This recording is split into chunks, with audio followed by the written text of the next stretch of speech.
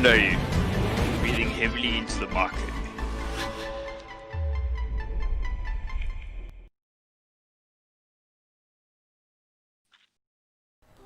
So welcome guys, it is round number 4 of the Group A here at SARCO, proudly brought to you by VX Gaming and NASCOM, Executive IT and Deliver Your Parcel. And once again I have Ashley joining me in the commentary box. Ashley, how the hell are you doing? Thank you, Dylan. Yes, I'm doing well tonight. Looking forward to this race. I'm sure we're going to have another nail-biting session. And hopefully the guys can keep it nice and neat and tidy. Well, look, the level of racing that has been happening over the last couple of weeks has been absolutely fantastic. We are racing at Snetterton 200, and I see that a lot of the guys are ready. We do have 10 drivers. We are going to try and get Richard to join us a little bit later. He, for some reason, wasn't getting some notifications. But if you don't get in Richard for the second, please just send us a message. We will be good to go. So guys, get those thumbs up. I see that Ashley has started the lobby. Just remember, you can hear me, is keep it nice and easy into the first couple of corners. The hairpin at the end of sector 1 is an absolute nightmare. So just take it easy and we'll have an absolute fantastic race.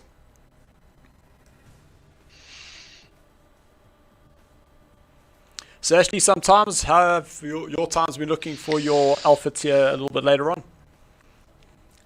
Dylan, I managed a 1 minute 14, high 1 minute 14s, but I'm still slightly off the pace compared to Morris. He's got the upper hand with I seem to have a bit of a technical failure on my side.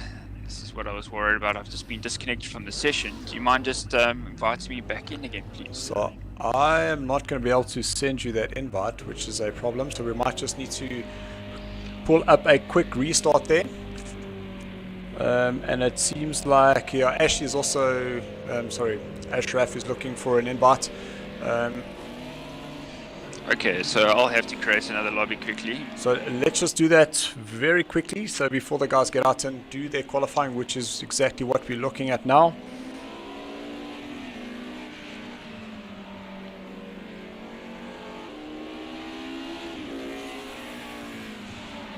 Let's hope the settings haven't changed. What I would suggest that we just have a little look there, and hopefully it is all good and well.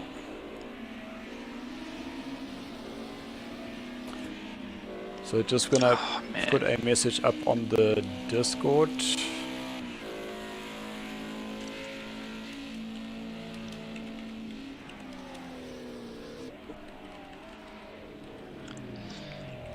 So unfortunately we do sometimes pick up these little difficulties, but we just resolve them very quickly and get going once again. So luckily we did start on time.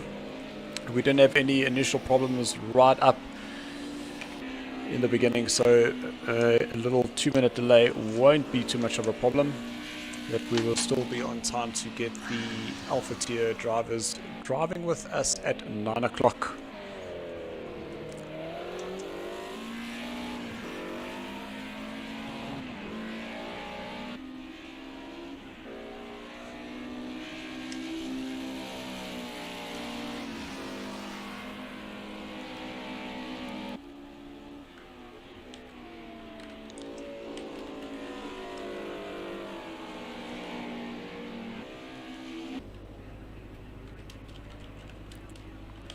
You're starting to see some of the messages coming through that Andrew Horn was saying that he was disconnected. I think what had happened there, Ashley, is that when you got disconnected, it took him with you. Yeah. So let's okay, just open up a new lobby. So that's it.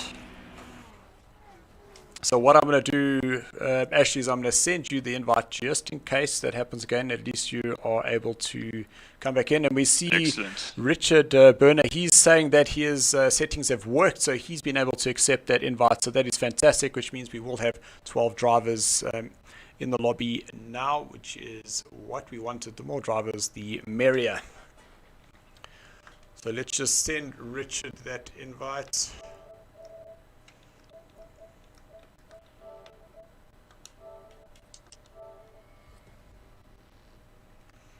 So here we'll see the guys starting to come into the lobby.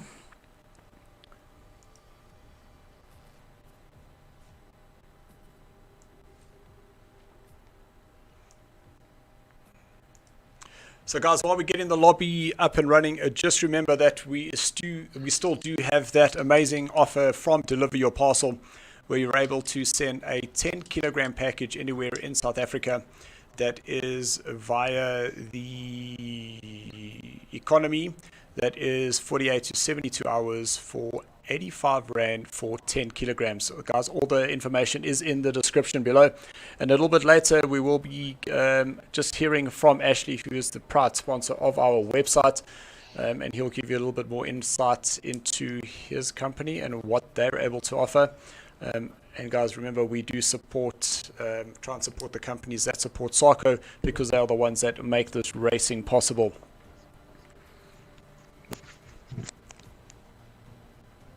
Is anyone clashing? Not on my part. I can see. Sorry, guys. So welcome, Richard. We see that you are now in the lobby. That's awesome. We're glad that you were able to get those settings sorted.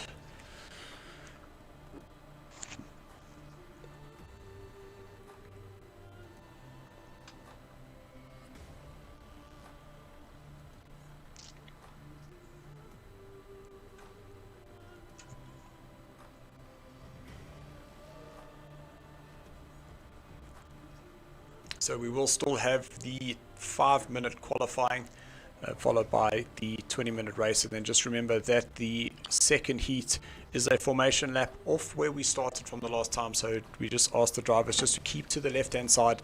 Let the guys pass you on the right to get themselves into the positions. And then it will be the lead driver that will lead you away for that second heat.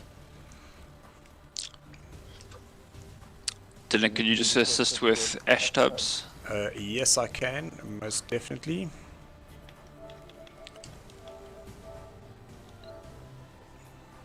Is you not joining us?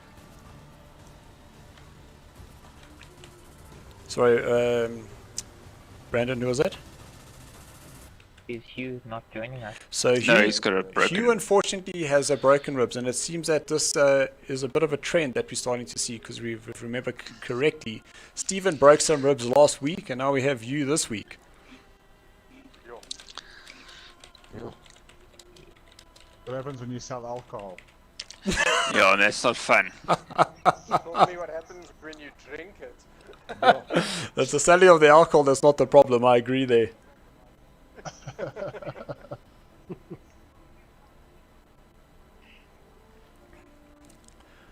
Okay guys, so if you have just tuned in, we do apologize for the slight delay. We had Ashley, who was helping me with the commentating. He was kicked out, so we're just trying to get the last of the guys back in. And Ashley, before I forget, let me just send you an invite in case that happens again. At least you are able to join. But now I've got to remember, I've got to go all the way down. Oh, there we are. I'll sweat past you there. And it still shows that you're on Netflix. Very interesting. Yeah, that's actually my folks' PlayStation that which is on.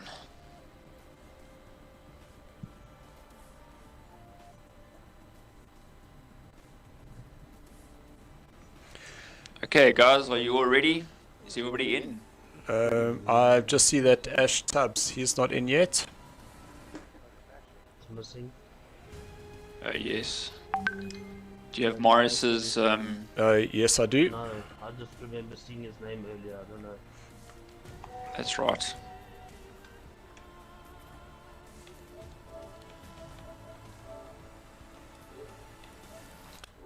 Ooh.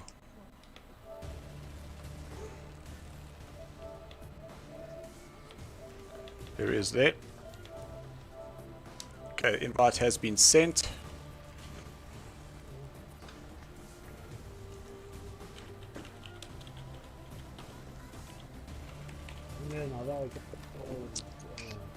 Andrew, Ashtabs, 47 or NB 47 or something like that. Peter. So, hold on. No, not Slappy. The Peter Brandt. the new Peter. It's lobby A. I did invite him. I didn't see. So Peter Brandt should be with us, as well as Morris. But as soon as Morris joins, we'll just ask Morris. As soon as Morris joins, we'll just ask him to send the invite through to Peter. So there's Morris now. Morris, asseblief, if you, there's Peter now, so we're all in, just making sure that there are no clashing issues. No. No, it's good. Okay, guys, let's get those thumbs up.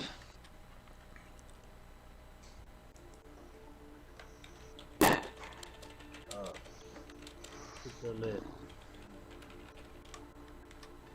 Okay, we'll wait for him.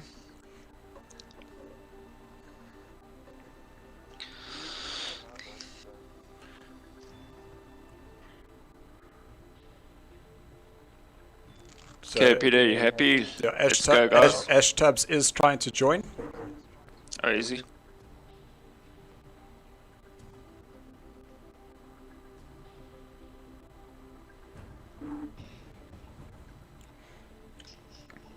So guys coming through on the stream, how's it? Hello Hugh, what's the matter with you? Little broken with the Jammerman Sterkte. Some messages coming for the Rough Riders. They're saying good luck. That comes from Peter Heinemann. I'm sure his wife will be joining us a little bit later. Alex, go Horn Dog. Rough Riders are with you.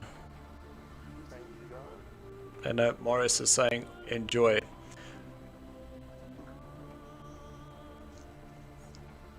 Okay, so Ash has unfortunately confirmed that he will not be able to get in. He's saying he's been trying, it's not working. Thanks, bro. Let's get going.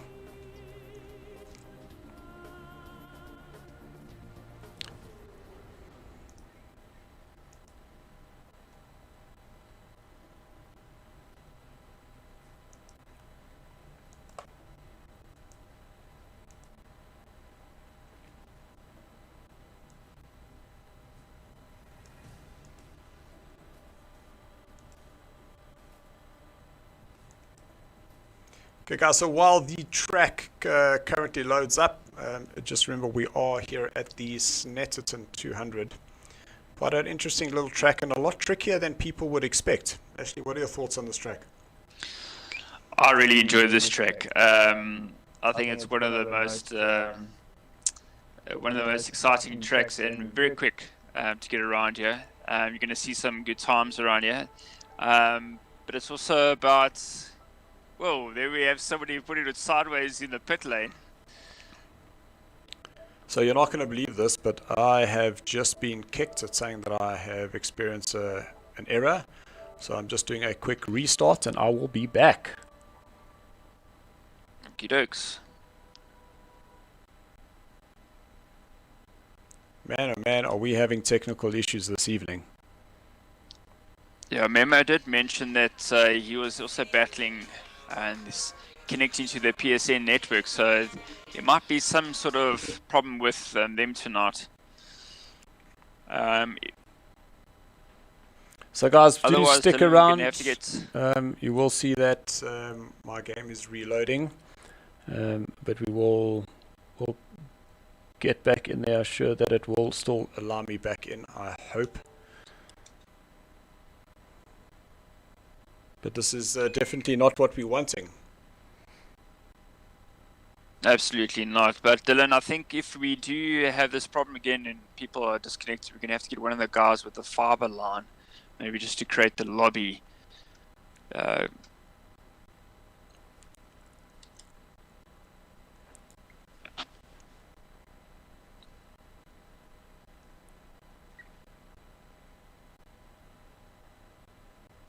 So messages coming from Hugh saying a glow black. Let me try that again. Go black mambas. You mean go black mamba because you are the other of the black mambas there, you.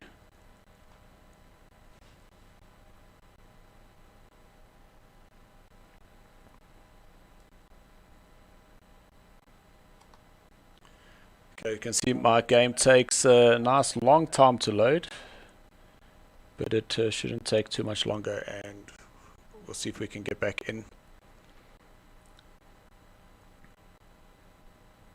So Ashley, while we are waiting for my screen to load up, do you want to just give us a quick rundown of who NASCOM is and what they're able to offer?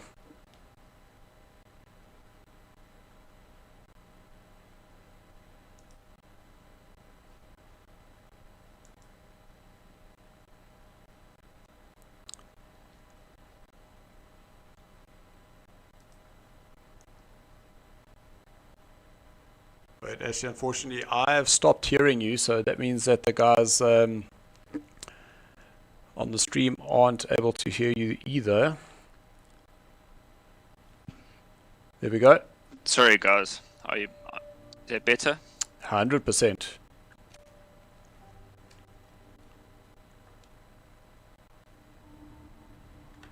Okay, so I'm back in the game. Let's just go grab that invite that you had sent me. And looking at the times, it looks like Andrew, the two Andrews are back in front with the Horn Dogs setting a time of 1 minute 15.9. And Andrew A with a 1:17.3, followed closely behind by Robert at a 1:17.6 and Johan a 1:18 flat.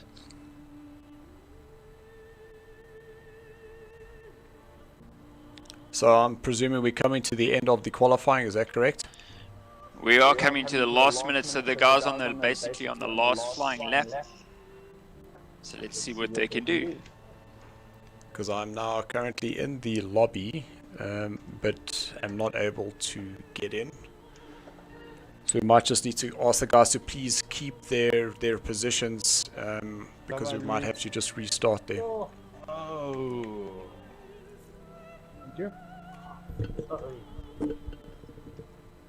A little bit late.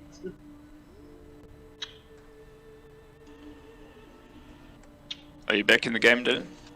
So I'm in the game, but I do see that I'm in the lobby, and I have a waiting notification there. So I'm not sure whether it's going to let me in. So what the guys might need They'll to probably do. let you to spectate.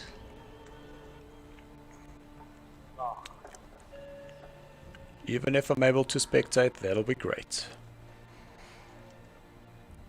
Well, there's 17 seconds left on the clock, and the Horn Dog is still in front. And it looks like that's the end of his qualifying section. He's got into the pits. And Johan has pulled a time out the bag of a 1 minute 16.2, followed by Ryan in third position with a 1 minute 17. Then Andrew A with a 1:17.3, and he's in the pit, so that's the end of his qualifying session. And in fifth position we have Brandon with a 1 minute 17.4, followed by Robert in sixth position with a 1:17.6. Then Philip Mayer with a 1:19.2, followed by Tyler in eighth position with a 1 minute 19.2. Very close times between Philip and Tyler there. And Johan does a spectacular roll over the finish line to finish off his qualifications. Man, oh man, oh man. Sorry guys, I can see that you are still hanging up on the stream there, so we do appreciate it. As soon as we can get back in, we're hoping that we get going. Otherwise we'll have to just do a restart, do a rolling start, get myself back in there, but I don't know why I would have got an error like that. That just doesn't make sense to me. So Dylan, did your actual project cars fail altogether? Did the application hang itself? I got that E327 error, whatever that silly combination is. That sounds like a database error. You might have to rebuild your PlayStation's database.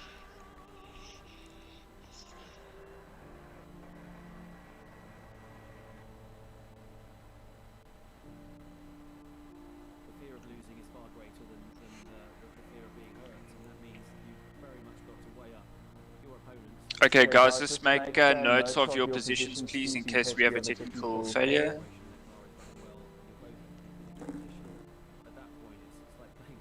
Can you hear me, guys? Hello? do is try and gauge the profile of your opponent right, and then you've Okay, so it's asked me to spectate. Go for it, Dylan.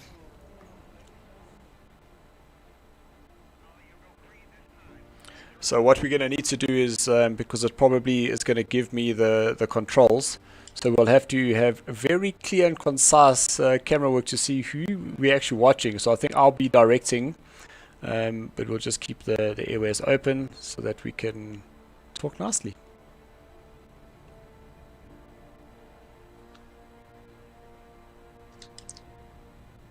And we have synchronization.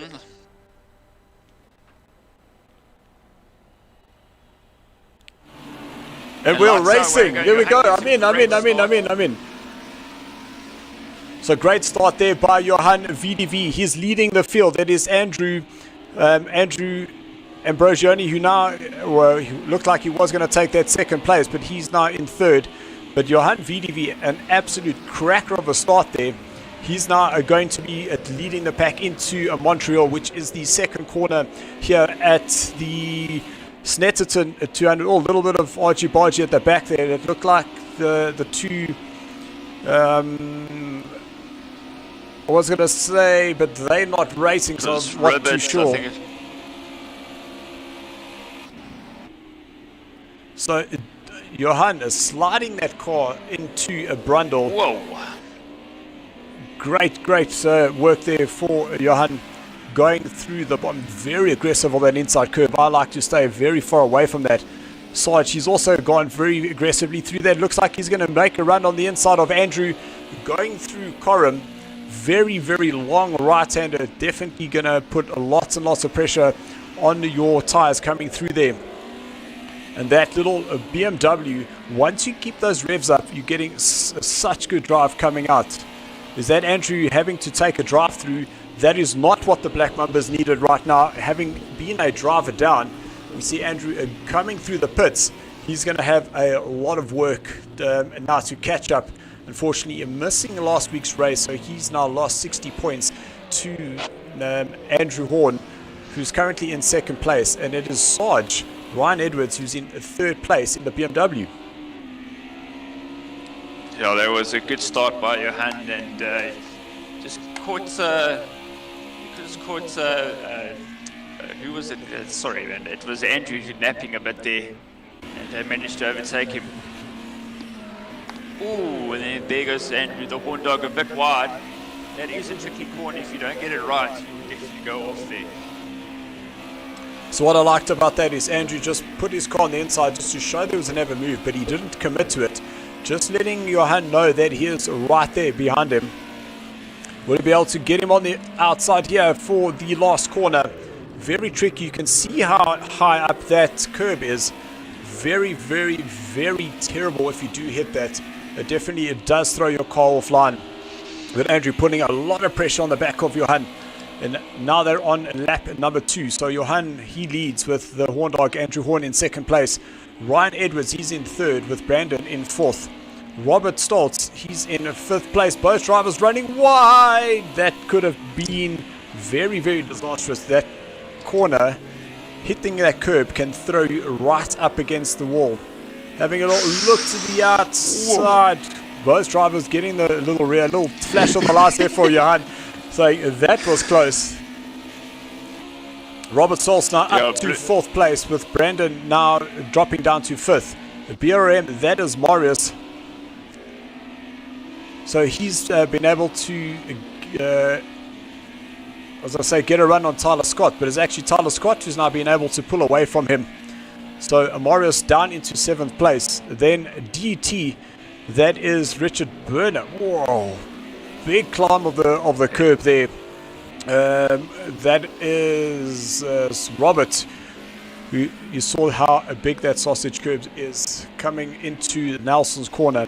But I just love the way you throw the car in through Brundle, slide it on the brakes, and you've got to change direction and go to the right-hand side. Oh, it's Tyler Scott getting it a little bit wrong, coming into the last corner.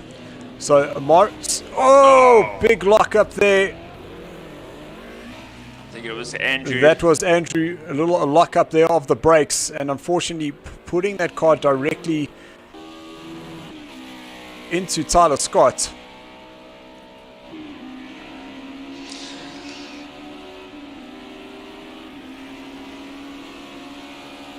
So are we? That is the horn dog. Is that correct? There we go. So Ryan is, and it looks like Ryan has managed to catch the back of these. Whoa! What a great shot there by Johan. You see him sliding it through the Brundle corner. Now Sarge, he's decided he wants to get involved with this party, and I'm actually so glad to see this little BMW fighting up at the top there. I'm a little bit interested. I think this is a perfect track for him. BMWs. And the BMW has got such great handling, and you can see it is absolutely so good on the brakes. It's just if you get the revs a little bit wrong. Oh, what happened there? That was cameraman Tim. Cameraman Tim wasn't me. that wasn't you, actually. I'll definitely say that wasn't you. He was staring into the bushes there.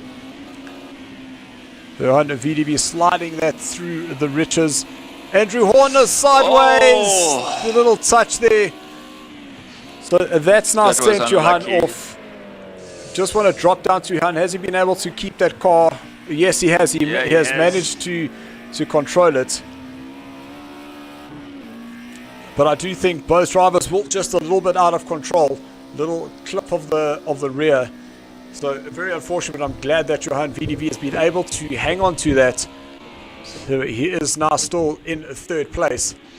And we now have Ryan Edwards putting a lot of pressure on the horn dog up front.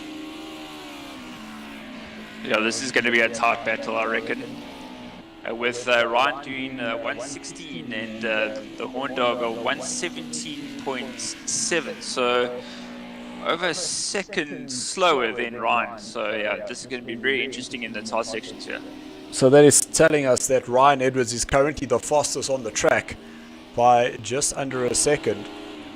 So he can really start putting that pressure on. And I'm quite surprised that Brandon in the BMW down in 5th place, he's not further up here fighting for these positions. This cameraman Tim, honestly, what is he looking at?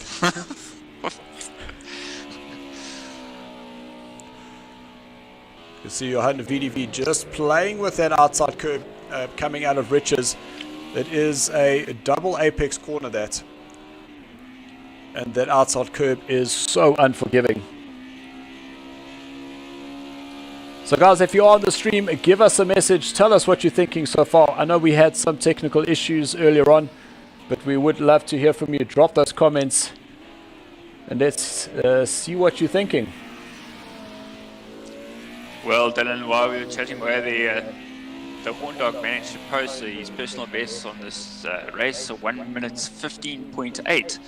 So he obviously saw that, or maybe heard me in the background and has upped his game a bit, and he's pulled a bit of a gap over Ryan.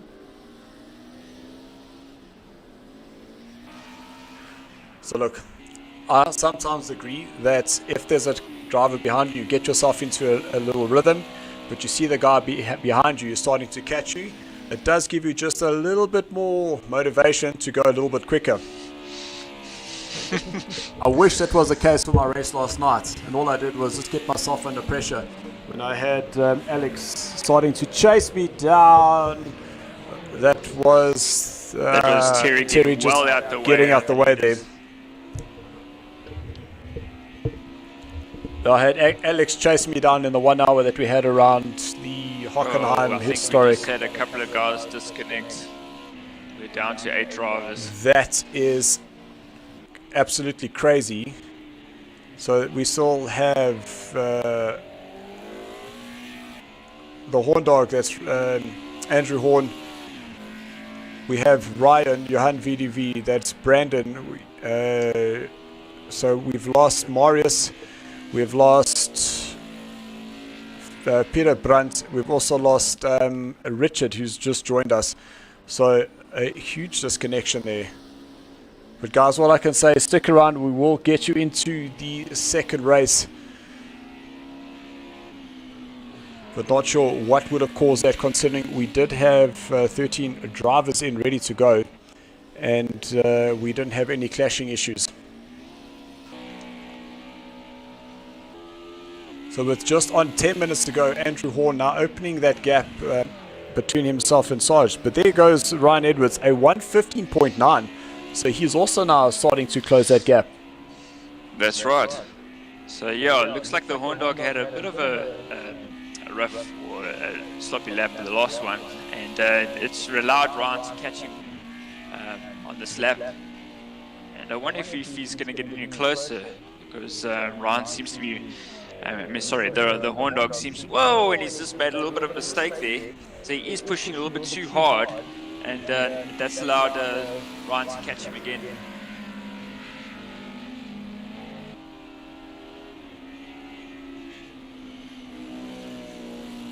So some messages coming through. Peter saying, well done, Horn Dog, keep going.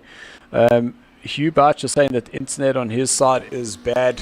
So I hope that you guys are seeing the stream quite clearly. If not, we would love to hear from you. So Johan VDV in picture. You can see he's just started to drop down a little bit of pace. I think he might have just made one or two little mistakes. And he's now going to have Brandon starting to close up on the back of him.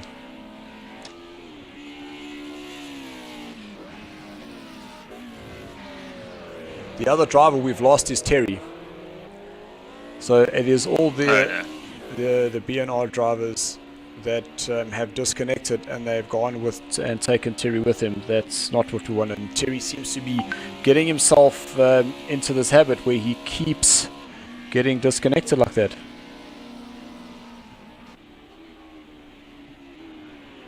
We'll definitely have to check his router settings to see what's going on there. And the Horn Dog makes another mistake on the same corner, and it's allowed Ryan to close right onto his bumper again. So he's feeling the pressure from behind.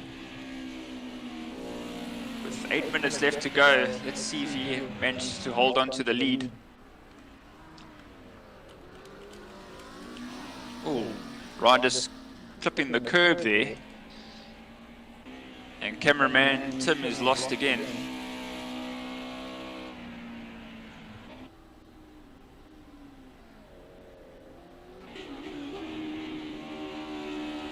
It looks like the Mercedes just has the legs on the straights compared to the Mercedes-Benz. It just manages to pull away. But on the tighter sections, the BMW is definitely quicker. You can hear Ryan really pushing that BMW to the limit, coming out of there, making sure he's in the higher rev range, because that's where all the power is. A little bit lower down, and the car just seems to bog down.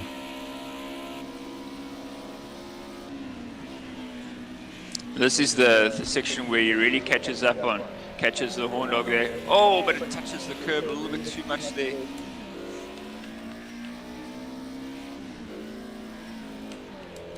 Oh, and he's made another slight mistake, so pushing too hard. He just needs to relax and focus a bit more. So, whoa! Taking way too much of that curb. Well, there's just over 7 minutes left, so we are going to be able to get in just about 6 laps. You can see Andrew putting in a 1:15.9, Sarge a 1:18, so that's gone and lost him good 2 seconds there.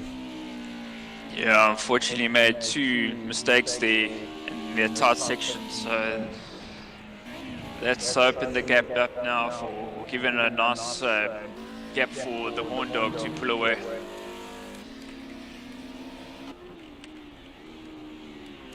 If we go further down the field, we've got Brandon in 4th position, doing quite nicely. He's been quite consistent this season so far. Nice drift around that. Is it the Montreal corner you said? That is Montreal, that is correct. And now they're on the Bentley straight. So if we look at this formation versus the 300, you are essentially taking out 5 different corners where you're going from Montreal straight into the Bentley straight to go into Brundle. Because now Brandon are going through Nelson. You'll then go through what is known as the bomb hole. Got to be very careful how you say that. Because remember, we are officially code coconuts. Then down the little straight, and this is Coram, a long sweeping right-hander. And I can only think that later on, Amaris is going to have a little bit of a trouble trying to keep those tires nice and cool. And still don't understand why that camera is out of focus with the guys coming around the last corner, which is Murray's. Yeah.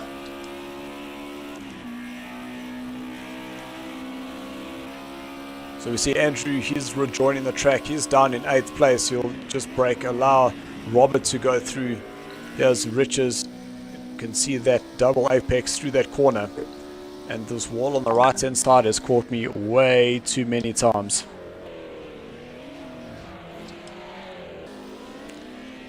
So I got a message from Brandon who's watching, from Donovan who's watching the stream, and he's saying at the bottom there's the little words that come up. And every time we say the horn dog, it comes off as the hot dog. So Brandon, thanks so much for that inside information. We'll definitely let the hot dog know. I wonder if that changes it to the horn dog now. That could just be my speech impediment problem, Dylan.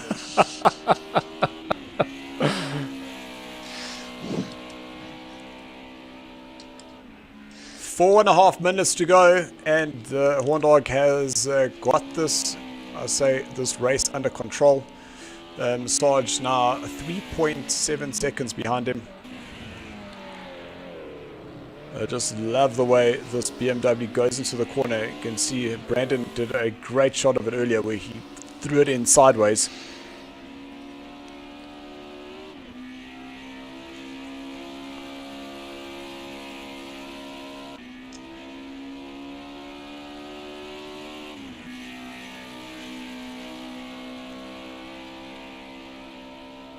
And I must say this little section is extremely tricky, because I would generally hit the brakes once, you slide it in, and only hit the brakes again once those wheels are straight, because otherwise you kind of get this understeer feeling, but as soon as you come off the brakes then the rear grips, and then that throws you the other way. Yeah, you got to give it a flick to the left and a flick to the right, and hopefully you don't overdo it.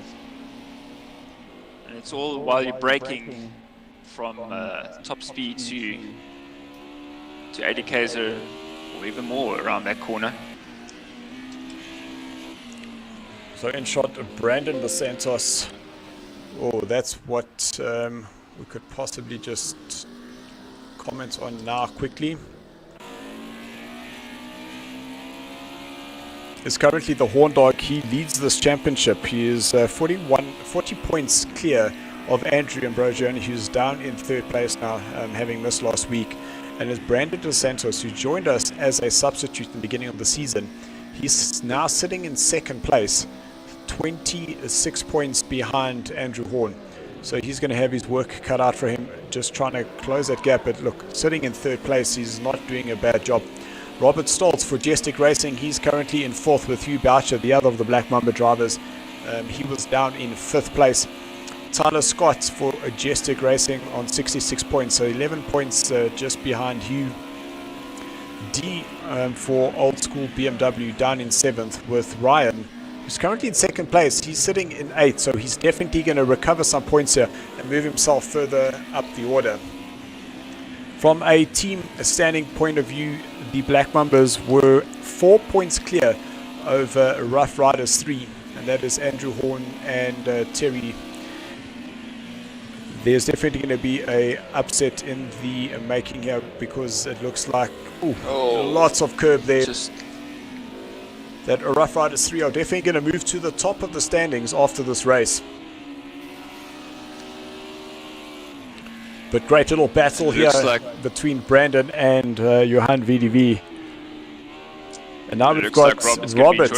He's starting to close up. Yeah. He wants to be involved with this party. That's right. So when I keep it here on Brandon and see how he slides his car into the corner. Absolutely awesome. Nice tight line for all 3 of the drivers. Little flick with the rear for Brandon as he rejoins on the Bentley straight.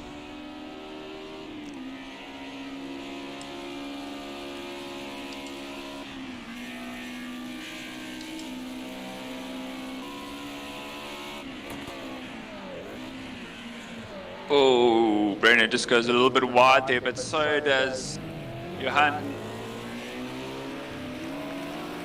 So what did Robert manage to get a good drive and managed to overtake them? Oh, it's Close. Brandon around the outside. That was pretty awesome. Did not expect that. I feel he just missed out there because both those drivers ahead of him made a mistake. And he should have been able to capitalize. That was Brandon on the outside, little spin of the rear for Robert.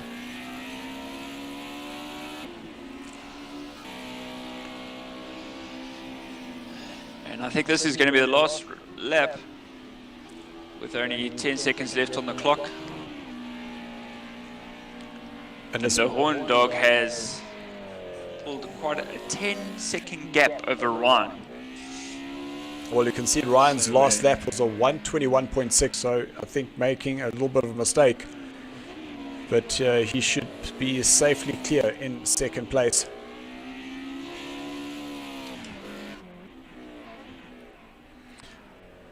So just some of advice from Hugh Boucher saying that he learned that you have to brake in a straight line with this car. So that is the first heat done and dusted for the Bravo tier. So guys, if you were watching, just stand by. We're going to be sending out those invites back to you straight away and get you going for the second of the two races. So the Horn Dog in first place with Ryan Edwards in the second place. Brandon, he's in third. We've just seen Tyler Scott, he's gone past there. Robert in fourth place with Johan down in fifth. What on looks earth like Brandon managed to get a podium. has happened there? Where is Johan? There's Johan there rejoining on the track. Looks like his bumpers are looking too happy. So there's the confirmation. That was Marius and Terry disconnecting. Not sure why it's doing this, but I can unfortunately not repeat some of the messages that are coming through, showing the frustration that this game is doing. Please take note of your positions. Yeah, we can. Can you hear me?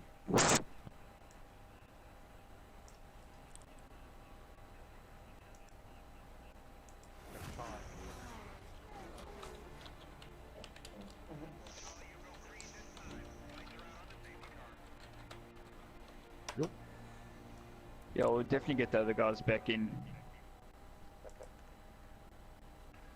Did you guys take note of your positions? Yeah. It was our fault.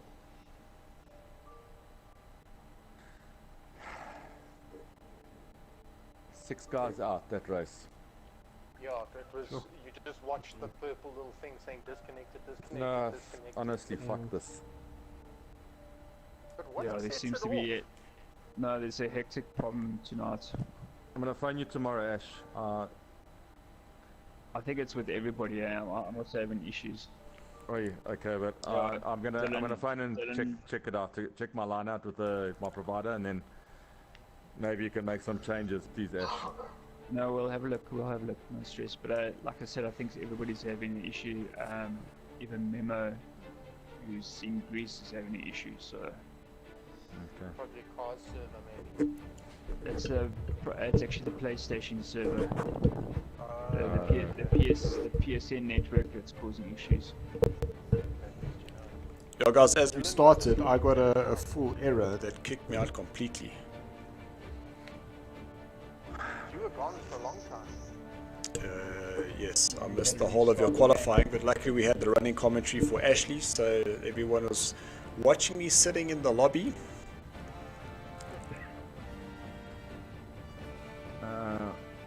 Okay, is everybody back in?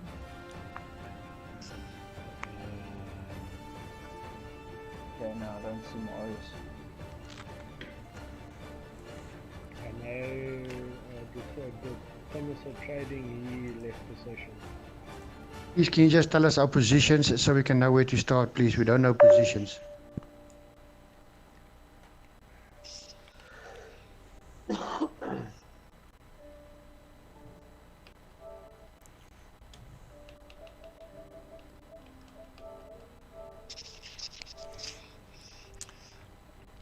Ashley, we're just going to need to give the positions through to Marius, please. Just so that they know where they're going to be starting. Sure.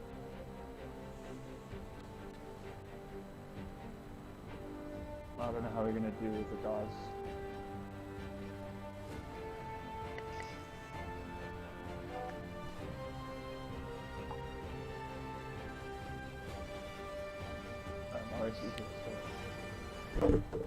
So to the Alpha tier guys, unfortunately we are running about 7 minutes behind schedule. Please stick around, we will get you up and racing as soon as possible. Sure. Looks like it. Richard. Richard's missing.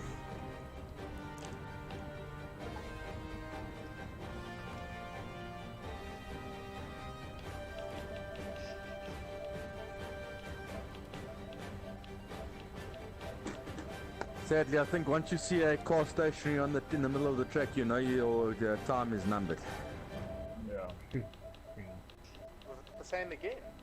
Yeah, as soon as you see a car parked in the middle, then you know shit's about to get real. Let's go get another beer. Mm.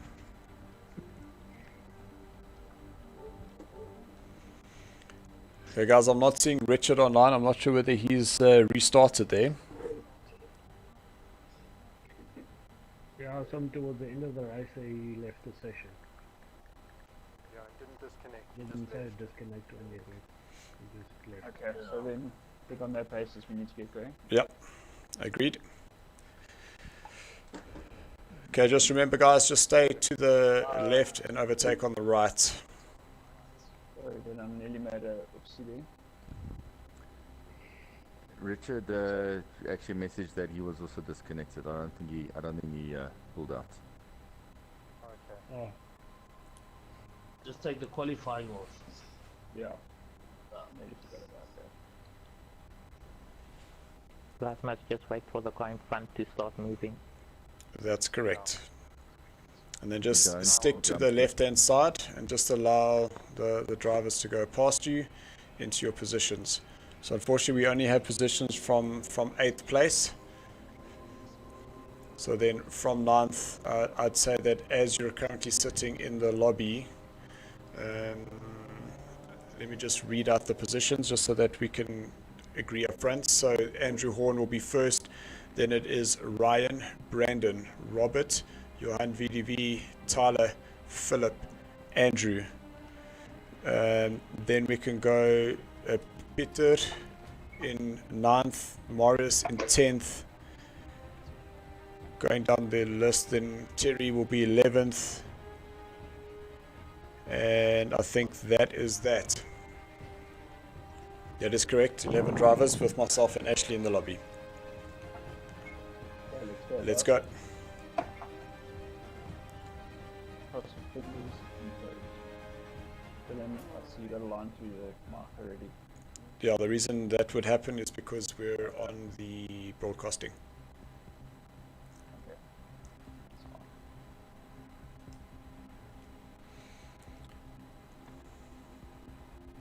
Okay, so actually, while we have the guys going out, do you want to just give us a quick rundown of what NASCAR Executive IT is and what you're able to offer our viewers? Well, NASCAR is an IT company that's been around for 15 years with a combine experience. System design and specification, the company has been at the forefront of the latest technology and development and is a trusted solution in itself. Operating from its own, NASCAR offers consultancy, project management and competitor support service on a national scale. NASCAR are committed to quality, integrity and transparency. And the proud sponsor of the SARCO website, so thank you very much.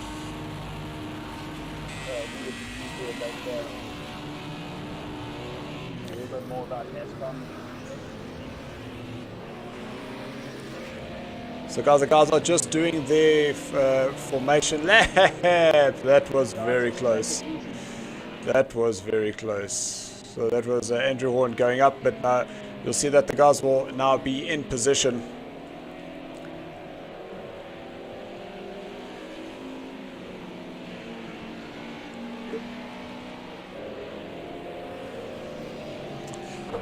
We see that Savvy from the South African Academy of Online Racing. He's joined us saying, "Chin up, boys." Savvy, so great to see you.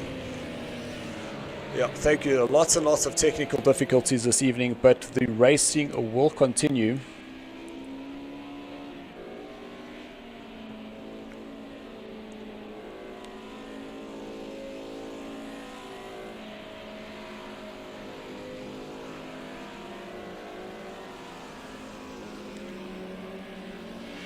You see Andrew Horn flicking that car left to right, trying to keep the heat on those tires.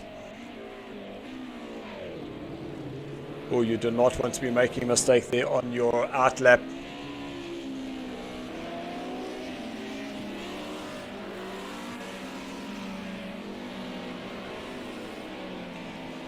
So Ashley, thanks so much for that information on NASCAR Executive IT. Guys, the website details are in the description below, but maybe Ashley, what I'll do is that after this, once it's up, I'll go and put some contact details in there for you, so if anybody wants to find out more, they can definitely get in touch with you. But here we go.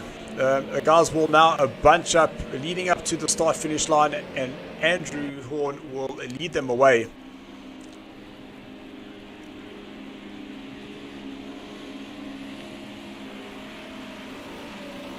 So across the start finish line, we are racing a tier 2, a heat 2 here in the Bravo tier.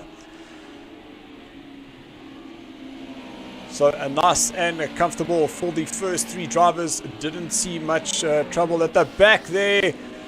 Whoa, that was Roberts having a little bit of a grab there on the inside. So you can see how close that little contact there.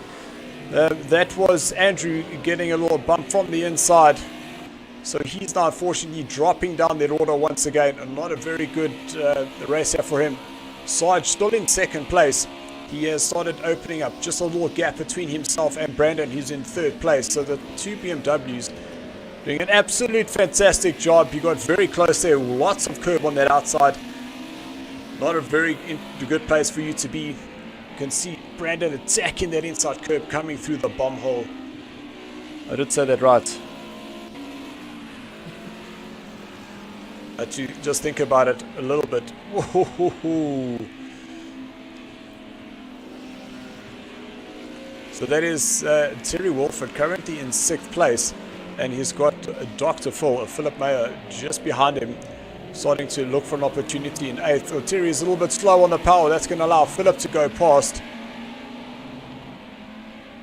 So I'm not sure whether Terry missed a gear there, but you can see absolutely swamped. He's lost 3 places. Gonna have some side-by-side action, and Phil on the outside with Marius moving away ahead of him. But it is Andrew. Whoa, we're gonna be side-by-side. Very defensive there for Andrew. Great maneuver there for him. But Philip getting a little bit of that curb, coming back onto the Bentley straight. And that's going to allow Andrew to possibly get the run on him. Will he have a look to the inside? I see Sarge has just moved into first place ahead of Brandon. The Horn Dog down into 3rd. So there's definitely been a little mistake there by Andrew Horn. And now we have the 2 BMWs out in front. Wow, this is definitely an interesting race. Let's hope they're right to keep that position.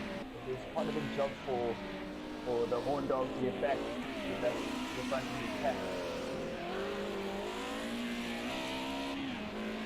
So Ashley, I'm not sure what's happened, but your microphone has gone a little bit soft, so I'm just adjusting your volume there. Using my menu edition now.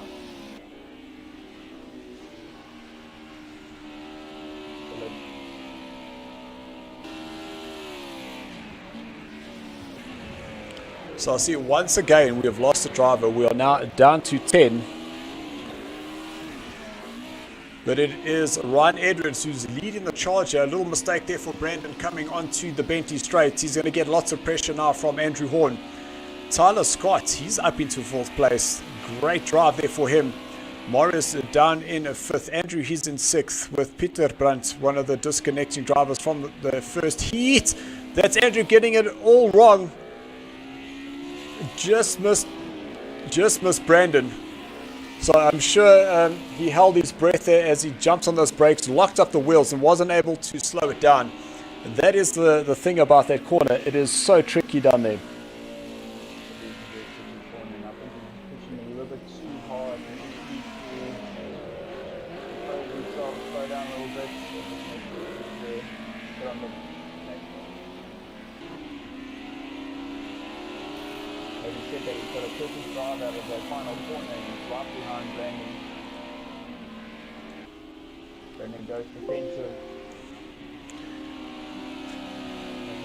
But it's all about the exit. Yeah, Brandon moves to the inside. He'll go defensive here. Andrew's going to try go around the outside, but that BMW on the brakes is absolutely fantastic. You see Brandon getting a much better drive on the way out. Andrew's run wide, coming onto the Bentley straight. So while Brandon wasn't able to get that pedal down, he is definitely still in control here.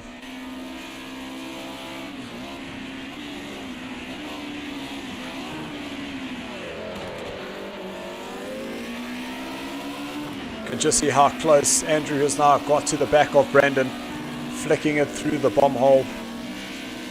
Now they'll enter into Coram. You'll see how along this right hand, Andrew moves to the inside. Great maneuver there for him. Brandon made a little mistake. I think he touched that outside dirt, so he would have had to come off that power completely.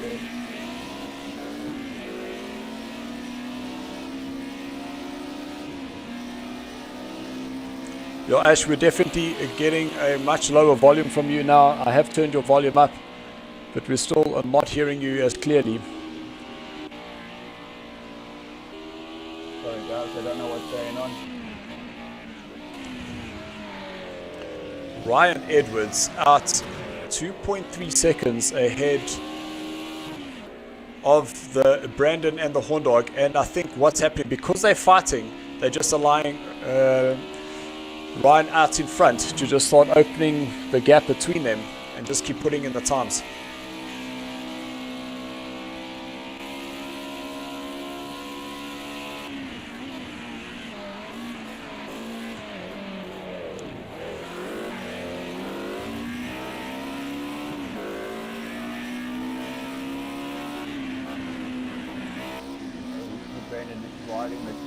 Oof.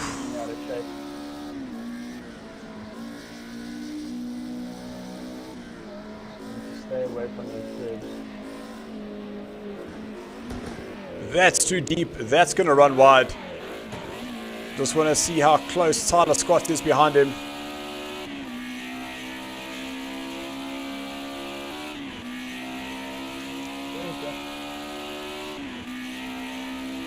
So still a little bit of a gap between them, but I see that Andrew Brogioni, he's got Peter Brandt right behind him. So they're within just about a second of each other. Andrew in 5th place. Really aggressive going into the first corner, and that slowed him down. That's going to allow Peter Brandt to close up on him. Now into Montreal. It's a hairpin into a quick flick to the left hand side, back onto the Bentley straight.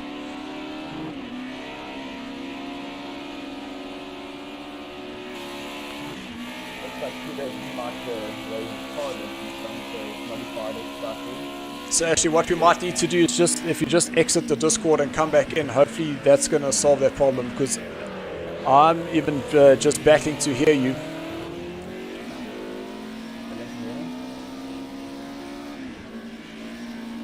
So I can hear you, actually, it's just your volume is very low.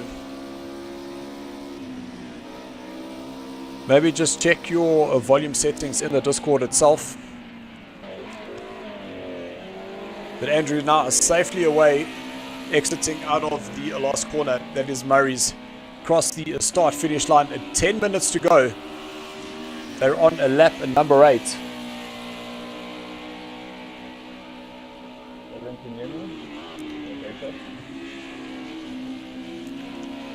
So actually I can hear you, it's just so low that I'm battling to hear over the sound of the cars. It's fine, you don't really need to hear my voice. As long as they can hear yours. Whoa, right into No! Whoa! But he manages to catch that. I don't know how he managed to keep that on the track. But that's going to allow Ryan... it's allowing the hot dog. I love it. So the horn dog moved himself back into first place. That was absolutely spectacular. How that car just launched up into the air. And I still don't know how Ryan managed to catch that on all four wheels and keep it going in the direction of the track.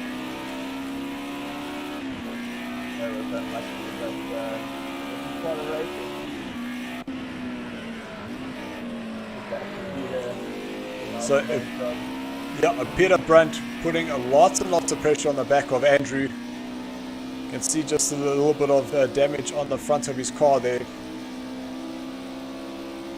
at those guys' times. They're not they're both the 1:16.2. They can't do this. I think you can't. Yeah, so that is incredible. They have matched the time and Andrew goes wide. Peter runs wide. And I hate it when that happens. You see a mistake and you think, oh, he's made a mistake, let me capitalize, and you go and do the same thing.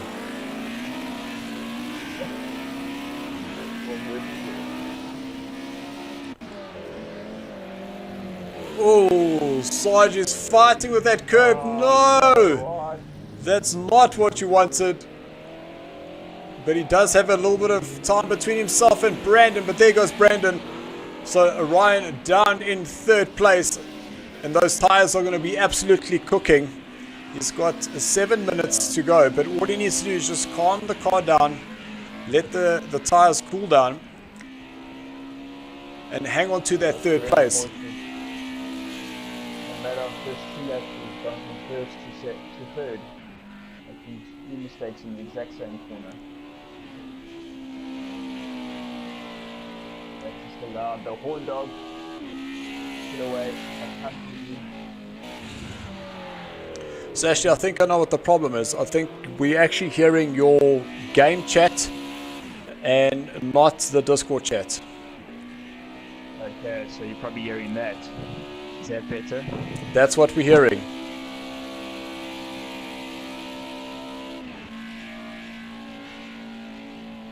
So if you can try and get that mic as close to your mouth as possible. Okay, I will make a plan. I shall make a plan. There we go. So that's already much better. And I like what you're doing there. So what the viewers at home can't see is that I can actually see a picture of Ashley and see the plan that he's making. But at least now we're able to hear a little bit more clearly. Looks like Ryan's caught back. Caught Brandon again. At least you're going to have a nice... Side by side into the last corner. Ryan's a little bit too deep. No! Ryan! Let's just calm. Just careful when you're coming back on. You're going to have 2 cars chasing you down. So Tyler now, he goes past. So Ryan from 6th place, second place, drops all the way down to 6th. 6 minutes to go. And Peter Brandt has managed to get himself ahead of Andrew. So we didn't see that. We had our eyes focused on the second place driver. But now we can see 3rd, 4th, 5th and 6th place. 2 seconds between them. It's going to be an absolute cracker to the end.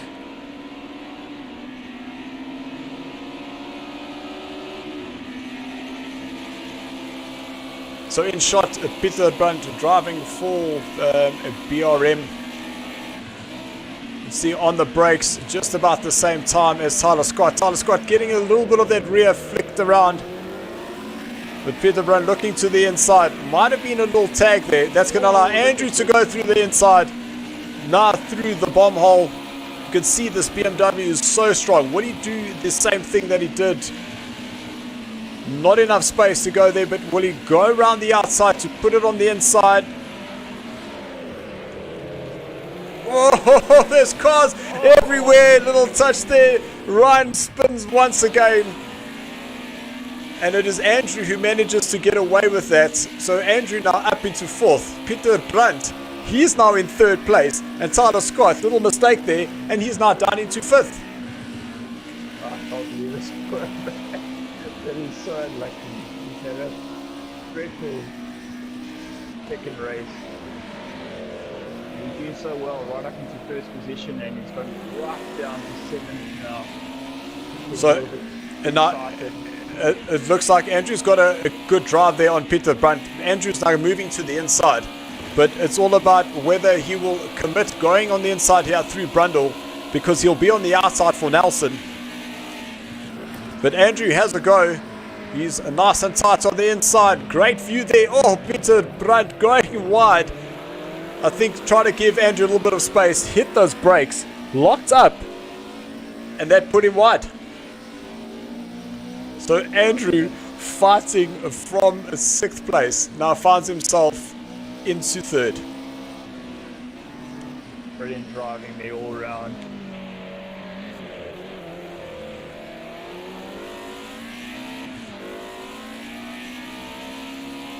So 3 minutes left. Tyler Scott in 5th place. And boy, oh boy, I'm sure these guys are going to be talking about this race for many weeks to come. Sarge now looking to close the gap on Roberts. So Ryan Edwards, known as Sarge, down in 7th place. And I think possibly one of the most spectacular stunts I've seen on this game. Hitting that inside curve, completely launches it sideways and catches it and keeps it on the track. Absolutely fantastic. So a message coming from Hugh Boucher saying, well done teammate, Mamba Fever. It's a thing.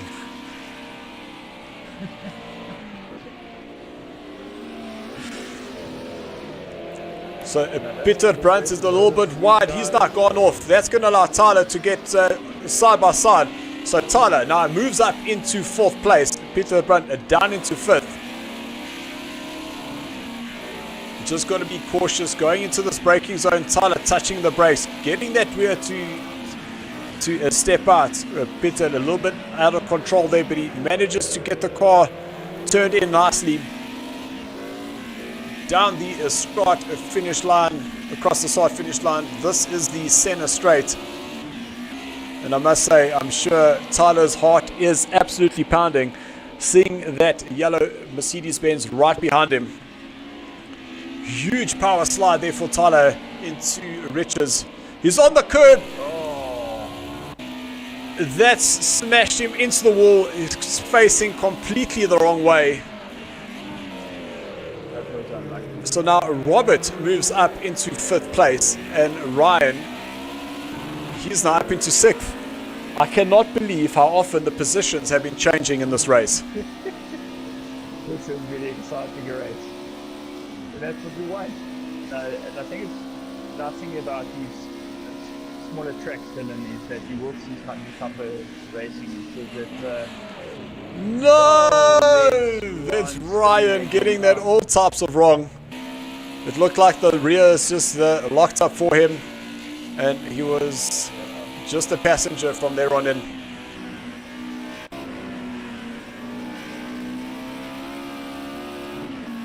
Yeah, I do like these smaller tracks. Like I was saying, it just makes the racing a lot more interesting. Well, if this is what we're seeing here from the Alpha tier, from the Bravo tier, I can only imagine what we can expect from the... I was about to say, is that Andrew? But that is not Andrew. That's Terry.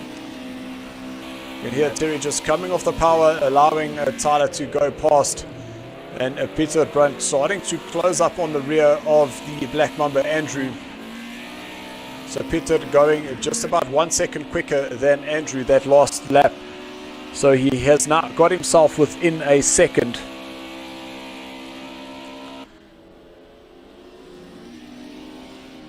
So where is the horn dog? We'll see him across the line. There's 3 seconds left. So that is it. That is the end of the race. So there won't be another lap. I thought that we might just get another lap in. So Brandon will come home in 2nd place.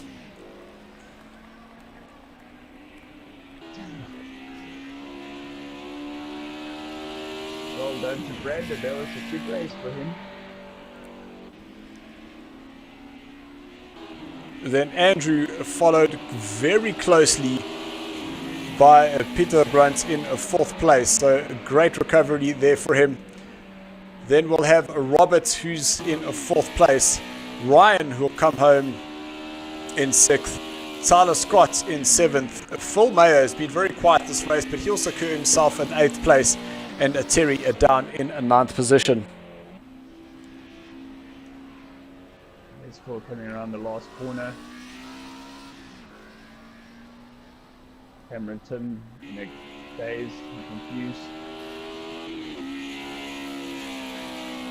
So some really awesome racing there. We can say is now to Bravo Alpha tier. So there are the final positions. Excellent.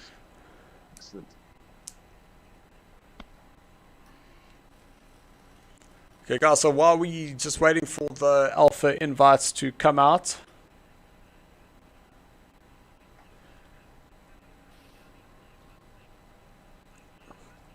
that is the final positions. And then do you want me to do the Alpha? Yes, please. So Ashley will just leave us quickly, and we will get going while we just wait for the winners of the Bravo tier just to join us in the lobby. We'll just make sure that we get them in.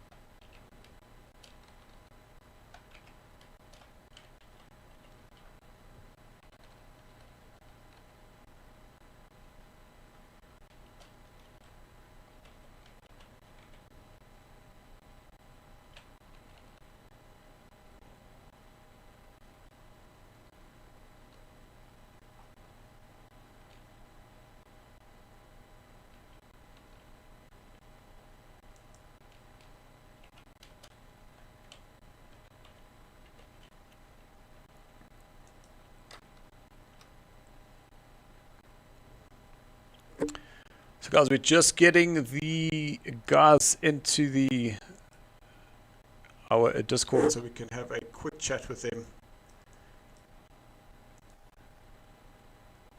We're just going to be expecting those Bravo invites for the Alpha tier. Keep wanting to say Bravo.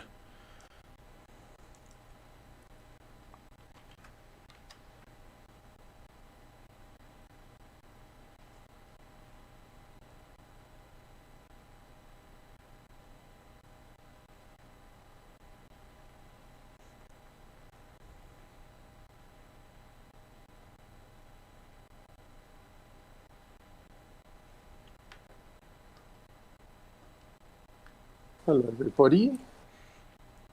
How's it, Andrew? Like and you. Hello. Wait, Hello, try to get the Dylan. camera working. How's it, other Andrew? Oh, I've got to get Hello, I've got to hello, get the Andrew and Andrew. Andrew correct. Hello. How's it, Andrew? We can hear you loud and clear. Good. Sorry, I disconnected at the end. I don't know what happened. No, we definitely got you there. So let's start off. Brandon, can you hear us? Brandon, come in, Brandon. Sounds like he's MIA there. Or his mic isn't working.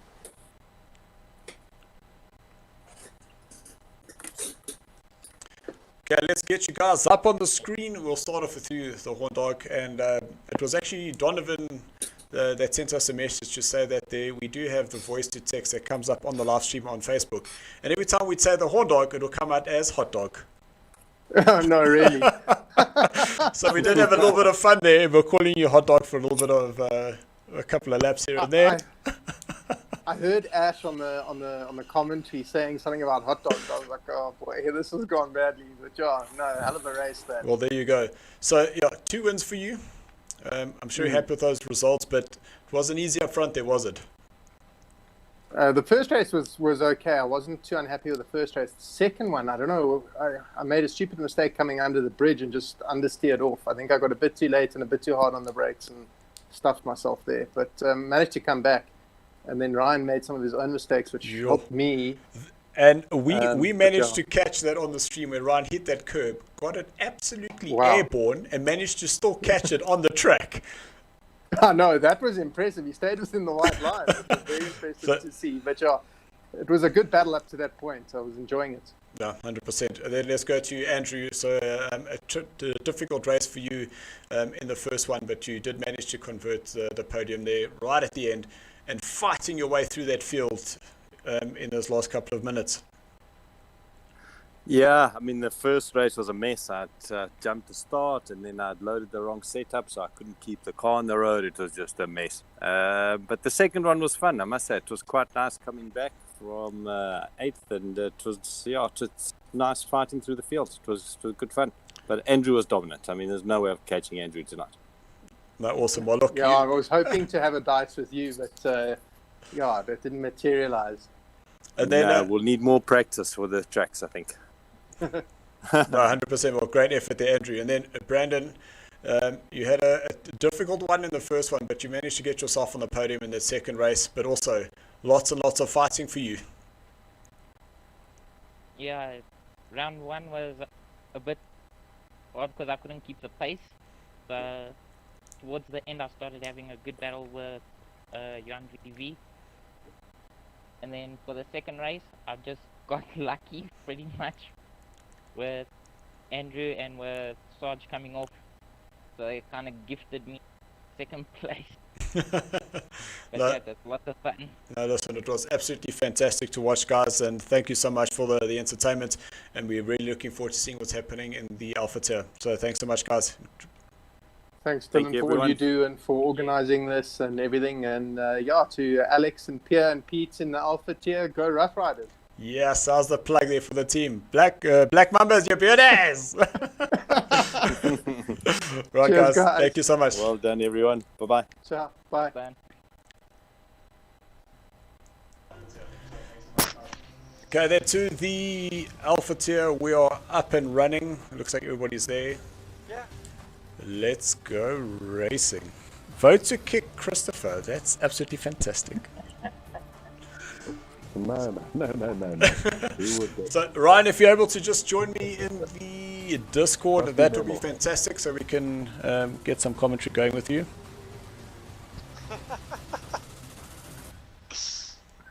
Easy, Troy. Apologize Easy, for Troy. the shape of the track for any Hey, listen, that's not me. That's not me.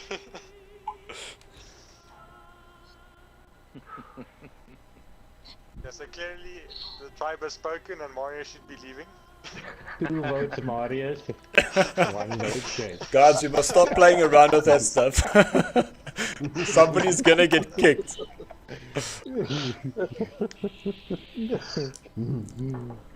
So guys, I'm sure you saw some of that Bravo action. Holy cow.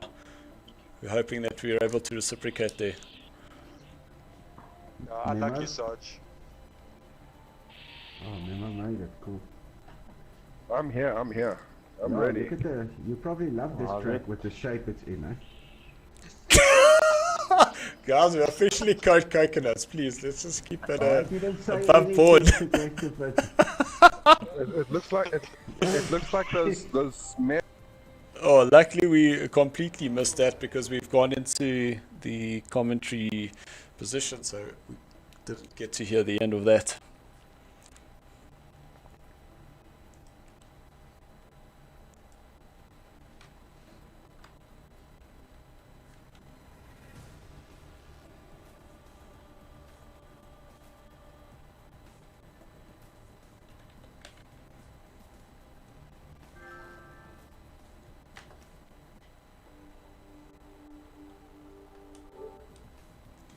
Okay, that was Ryan just saying he can't join on the Discord, so we'll have to go through the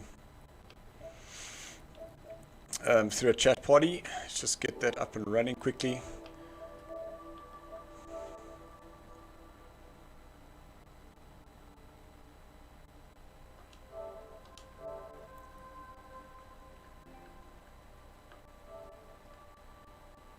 Dylan, or was it? Oh, there we go.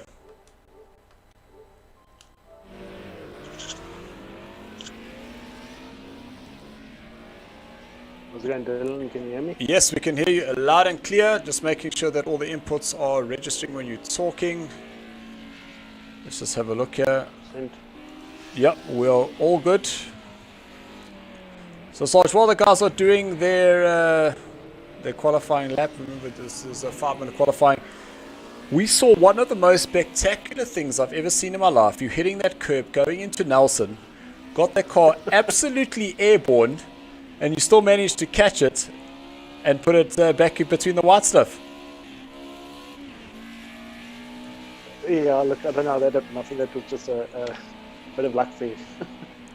It landed back on the track. No, look, it definitely was spectacular from our side, and we're glad that we got it. A great result for you in the first race. And then a few little too many mistakes in the second one. Was that just the nerves realizing that you were leading the race? It could have been a bit of nerves, yeah. But yeah, a few silly mistakes, touching the curbs and trying to correct it. Yeah, losing it.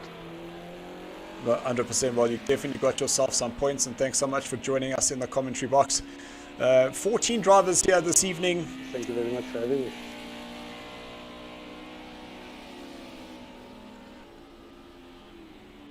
So in shot is Ashley. We saw a lot of the guys sliding the cars through there, and I definitely think that the BMWs were probably looking the most comfortable on the track. Who we're going to see is possibly not feeling comfortable is going to be Morris. You see he's in 10th place, and remember that he is in the Ford Cosworth. We had a little catch up with him earlier on, and you're saying that, man, he is definitely struggling with his tires, and it is front left that takes a bit of damage once he goes through Coram.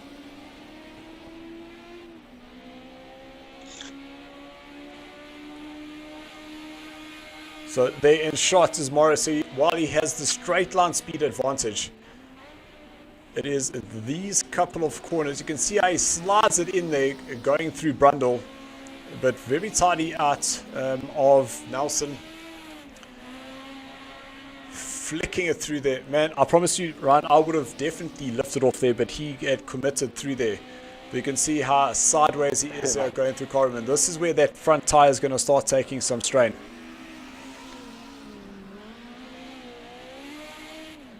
I definitely think he's going to have to manage the tires during the race.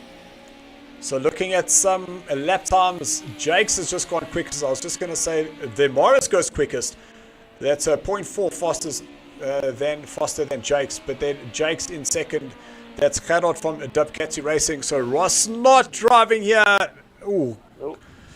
Morris putting it in the wall, so I'm sure he will retire and go back to the pits. So Jakes in a second place with Dubcati driver Gerard in third. Ross unfortunately not able to join his teammate this evening. Christopher, I'm sure we'll see a quicker lap time than coming from him, but you'll see first, second, third, and a fourth place separated by just over half a second. Oh man, I'm having a bit of a chuckle here by myself. I see the comments coming through. Well done, hot dog, brought it home. So I think that's going to probably start sticking with him.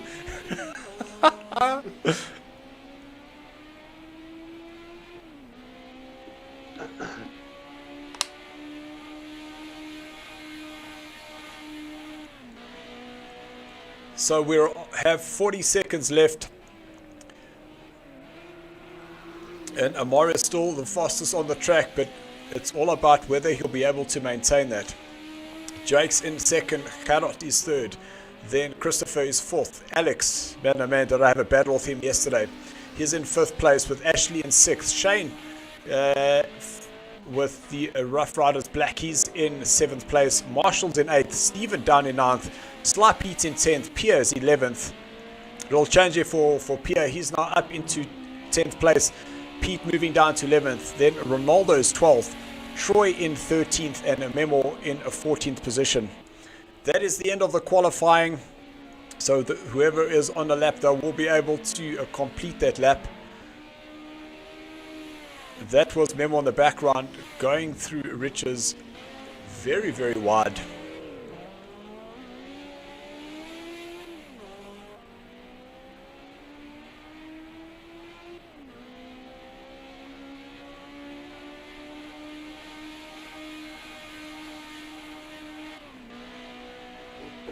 So messages coming through from Con Alexandra saying Morris looks like he's doing rally with our sideways. He's getting it, and yes, that is definitely the case.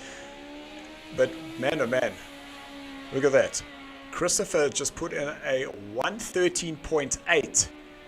So he's definitely gone and thrown everything at it there.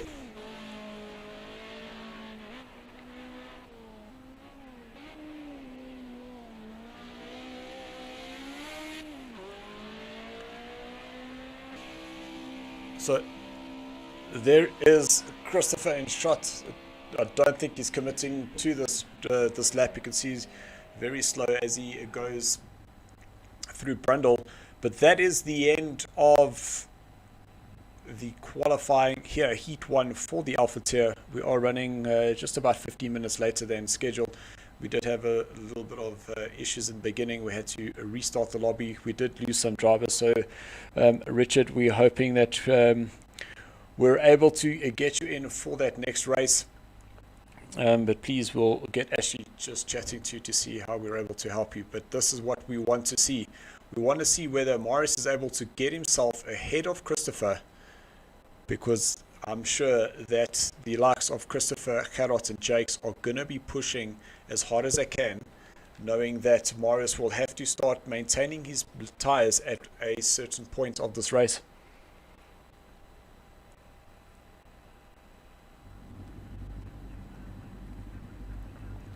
So that's the sinking that we have been waiting for. And it is a green light now, and we are racing.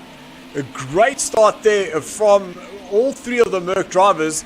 Morris is going to be possibly moved to the outside, but that is Gerard who tucks in behind him as they go into the first corner. That is Richards. Morris down into second. Jakes, he's now put himself into third. They must just give themselves a little bit of space here, because this is that concertina effect that we start seeing. But everybody is safely through there. A little tag in the background there between Stephen and Alex, but no harm done. Christopher moving right off that line to not give the straight line advantage. But look at that. That Ford flying past Christopher around the outside. I think these guys are going to be in for an absolutely crack of a race. Morris very sideways going into Brundle. He's a little bit wide on the exit. That's going to allow Christopher to move to the inside. And now through the bomb hole. I keep having to think for a second on saying that, because that, as I mentioned earlier, can come out very, very wrong.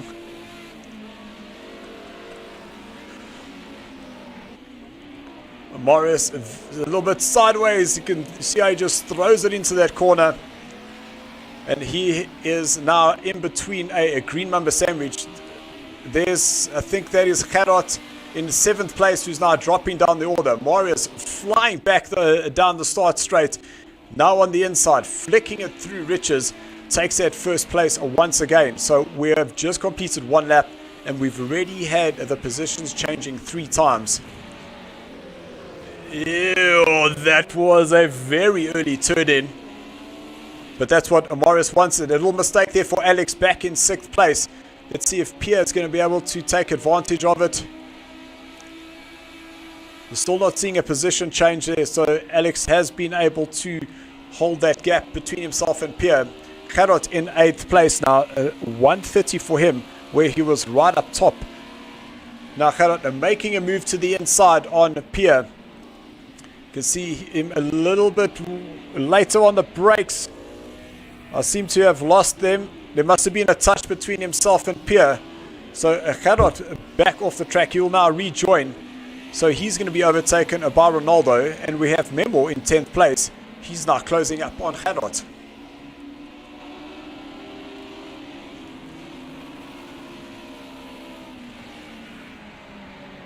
Gerard looking to the inside. Not enough space there.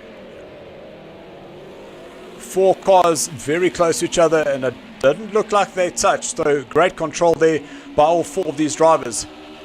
Gerard putting a lot of pressure on the rear of Ronaldo. Gerard looks to the inside, not enough space. This is an extremely tricky corner.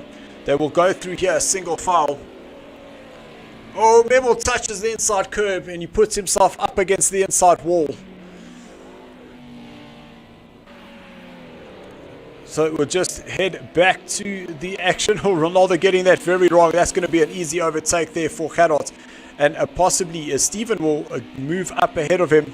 They're going to be side by side towards Brundle. Just want to see if Ronaldo will let him go, or will he have a look to the inside? No, Ronaldo lets him go, realizing not safe to make a move there. So Gerard will be released from this pack now in 8th place. But if we can just jump to the battle for first place. Thank you very much, Ryan. You thought exactly what I wanted to say. Morris pulling away in that Ford Cosworth. But this is where, whoa, a little mistake for Christopher, a little mistake there for Marius. So it seems like they've now cancelled each other out. Only 4 minutes have passed in this race, and boy oh boy has it already been exciting.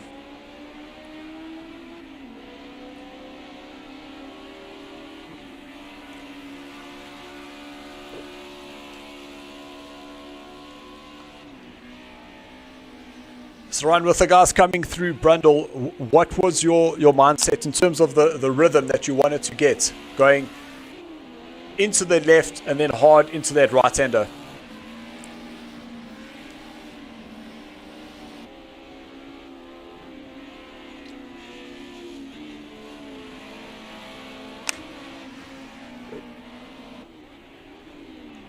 Christopher, oh, to the inside. I wasn't sure if there was a bump there or whether Morris had touched the outside, but it did look like his car changed direction. But that means that Christopher is now up into first place. Jake's is second. Ashley's in third. Ashley was in the commentary box with us. Shane, he's in fourth place, so I'm sure his brother Trevor should be watching. But now Morris is going to have his work cut out for him to start coming back and see if he can move himself back up the field.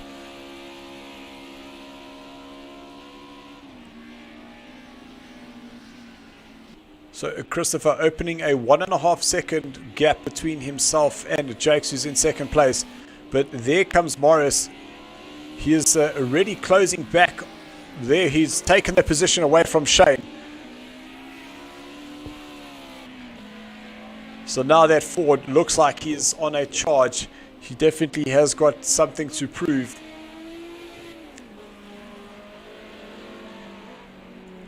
Morris is touching the inside of the curb there at Coram, but I just love the way he sets that car up, slides it through the corner, and it gets that car as straight as possible as soon as he can to get that power down.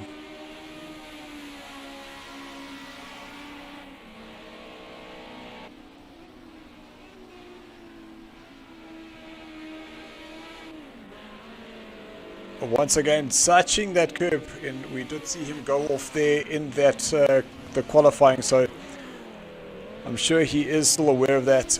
Just fighting for that grip, getting the accelerator down,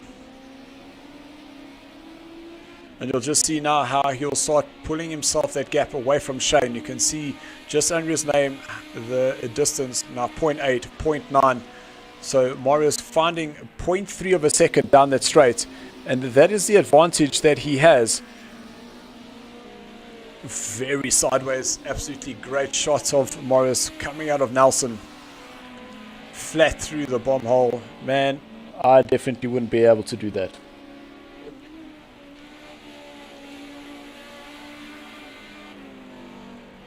So you can see how Shane was able to close up a little bit of a gap going through Coram. But now this is where the Ford is able to stretch its legs, and you'll see that gap opening once again between himself and Shane. Jake's now closing up on Christopher.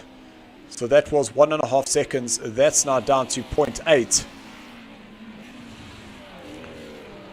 And Christopher has a time penalty to his name.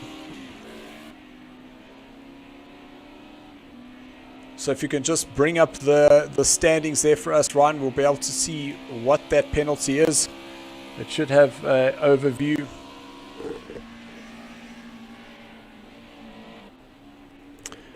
So we do need to keep that one that's still there. Thank you very much, so we can see what's happening.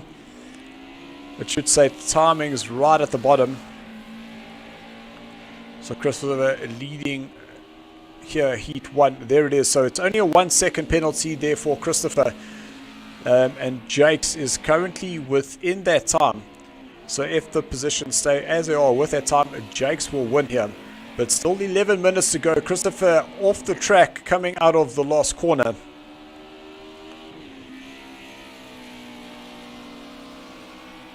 But this is where the action is going to be happening very soon. Ashley now has Marius 2 seconds behind him.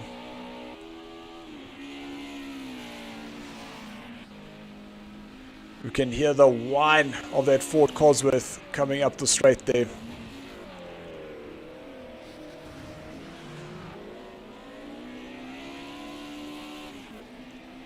It almost looks the way Marius throws that car in that he is actually using a handbrake, the way that rear just rotates, that he gets that power down.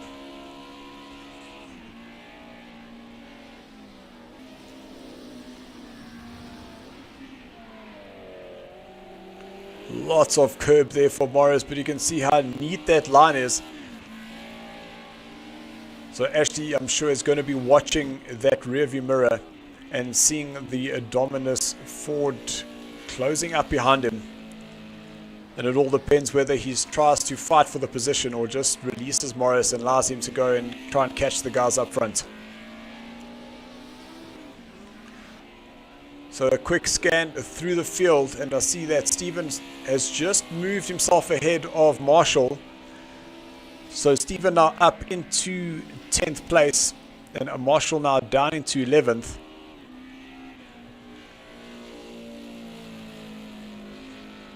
Gerard, he's also now doing 114, so position 1 to 4, they're all in the 114s, with Gerard down in 7th place, also in the 114s.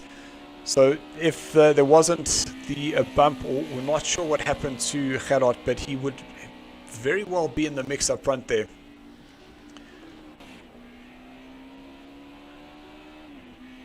So there's the Dubcati driver, currently in 7th place, and I'm sure he just wants to move himself a little bit higher up here, see if he can't close down Alex. Alex is 5 seconds ahead of him and just secure some points.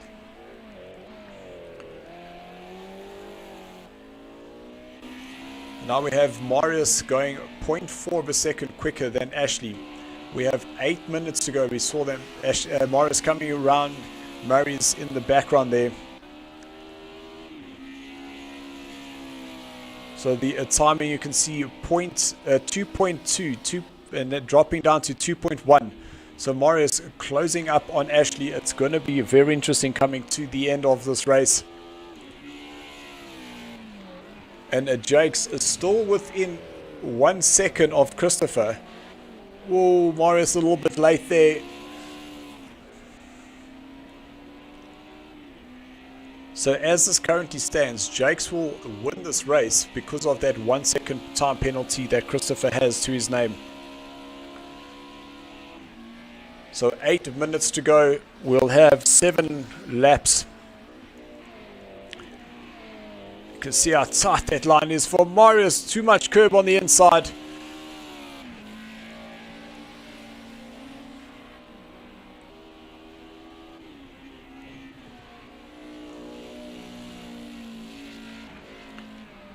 And that time closing every little bit of the way, just 100th here, 100th there. So now we see Marius having a lost 0.3 of a second, but now it is 2.6. But it will be at this point where that time starts going the other way.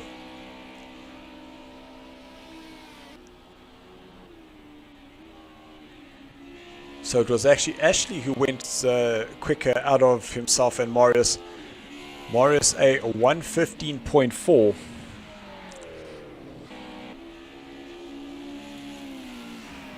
It'll jump back to Shane. He is now starting to get some pressure. Well, Alex, a little spin around, gets himself up on the curb. That's going to spin him the other way. And there is Gerard. I'm sure he's going to have seen that mistake. So Gerard could very well put himself in a good position to move himself up into 6th place.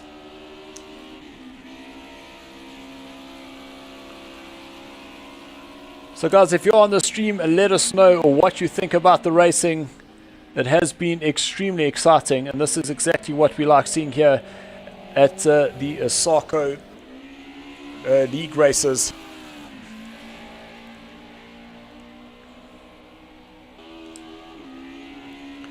So Gerard closing up on Alex coming through Coram. You can see Gerard very tight, taking a little bit of that dirt. Alex a little bit wide, no, a little bit of a glitch there in terms of lag.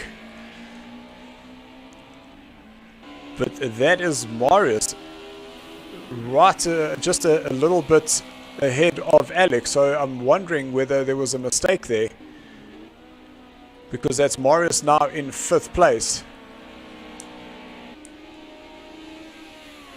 It definitely sounds like Marius has started going a little bit slower. I wonder if he's just trying to preserve some of the tires for later on in the race.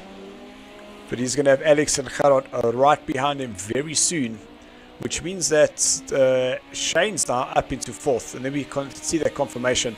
A 1:25.2 for Marius in that last lap. So definitely a little bit of an issue there.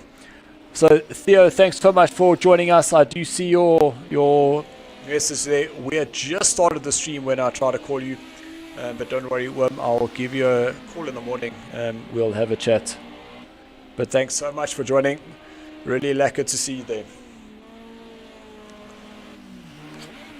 Ooh, was that a misgear there by Marius? So Marius needs to open up all the power now.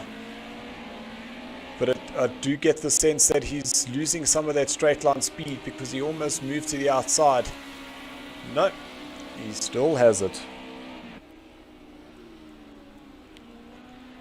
There we go, flicking it through Riches.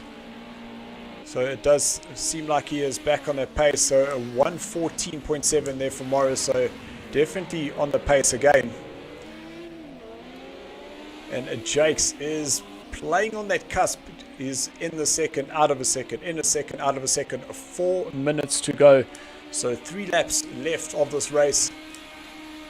And all depends on where Christopher is on track. We might get a 4th. So Christopher now coming through the last corner with the Jakes, the 2 Green Mamba teammates. So we will have 3 laps is all we'll have left of this race. And you can see Jakes now dropping down 1.4 seconds when they cross the start finish line.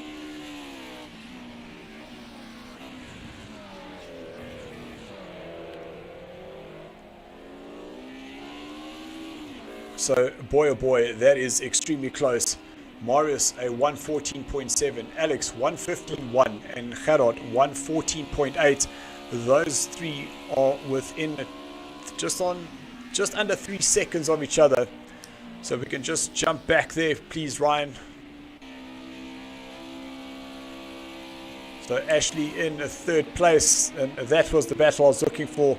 Gerard running a little bit wide as he transitioned from Montreal onto the Bentley Straight. Not able to get that power down.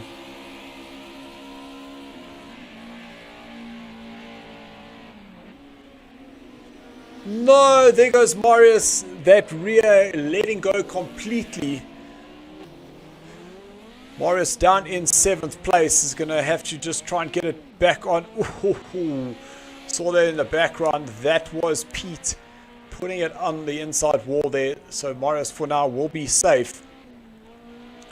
But I do think that Marius just battling with those tires, not able to keep them cool. So he's now dropping down the order.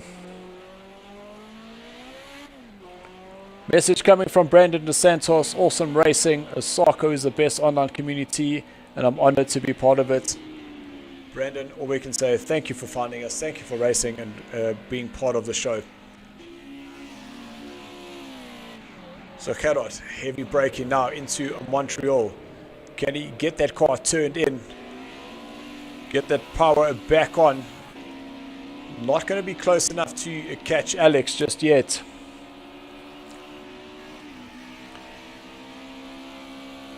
So Jake's back to that 1 second area. Could possibly still steal this pole position. Oof, I thought that might be Christopher going a little bit wide.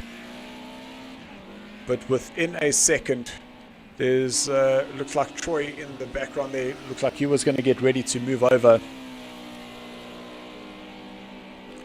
Yeah, that Troy moving over for the race leaders. You can see a side-by-side tandem action there by Jakes and Christopher.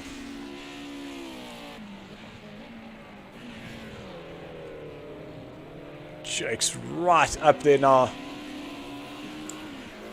0.3 of a second. We did see one of the back markers in the background there. Didn't quite catch the car. See a little flash of the light there for Jakes.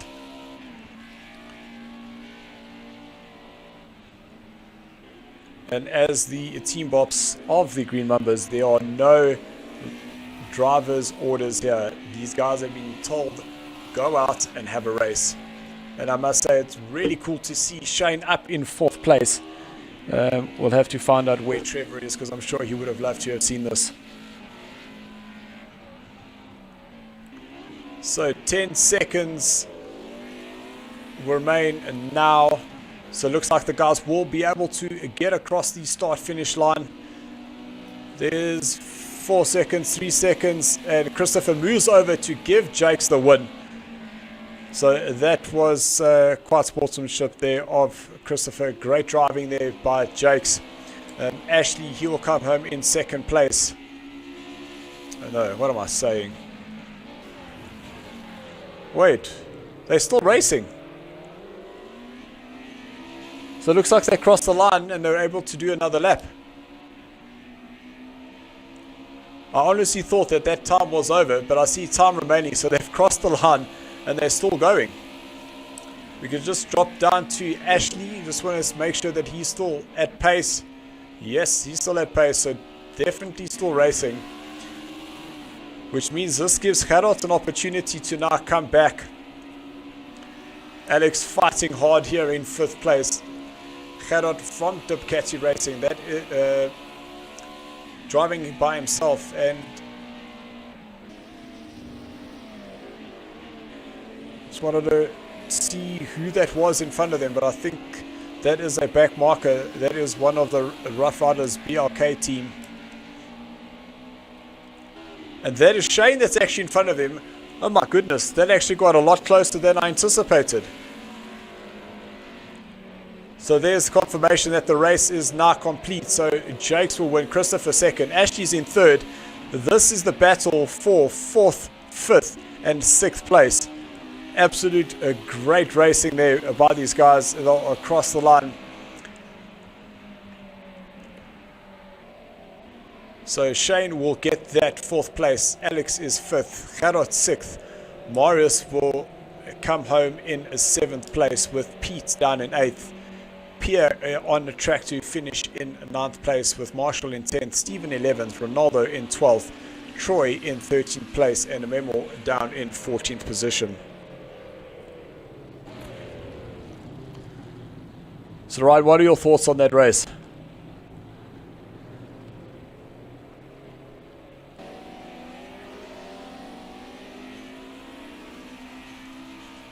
So Ryan, unfortunately I'm not hearing you. Let's check that we...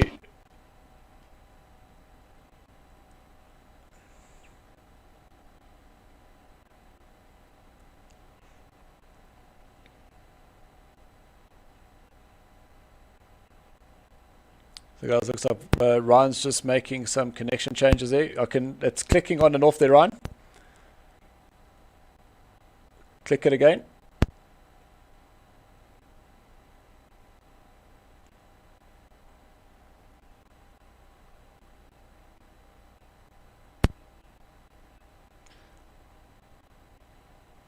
So maybe just disconnect the headset and just plug it back in, because it seems like every time you turn it on that it is registering that it is there.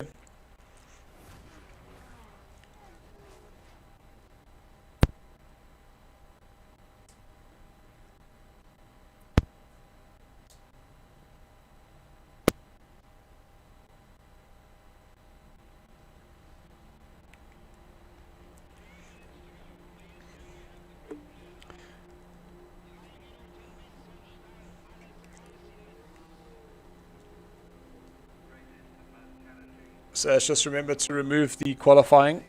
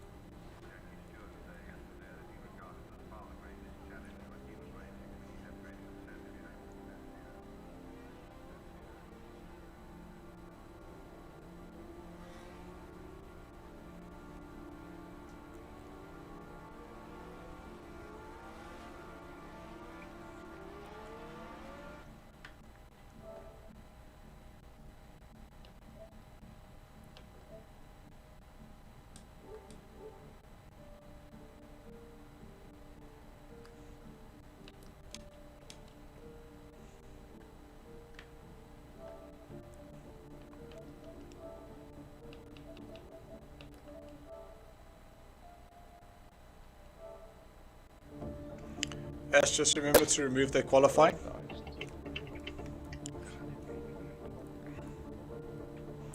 Okay, guys, we are just waiting to get Ryan to see whether we can hear him. Unfortunately, we did lose. Priority game chat, right? Dylan, can you hear me? Hello? No, I think it must Can you hear me, Dylan? Yes, I can. We're not going to hear you. Okay. Party chat. I think so. Party chat. Yeah, party. Sound coming through all right? The sound is loud and clear. Okay. So guys, they're just setting up a party chat just so that they can talk through the formation lap. So we'll just wait there to get going. But Ryan, we can hear you now, so thank you for sorting that out. So what did you think about that race? Switch to party chat, to prioritize your party chat in your party chat menu. Yeah, it was a very good race. Unfortunate, Marius. I think he had to manage the tires more than expected during the race, possibly. Yeah, we've actually got Theo that came in and said all credit to Marius. Not easy to keep that Ford on the track, and I honestly could not agree with him anymore.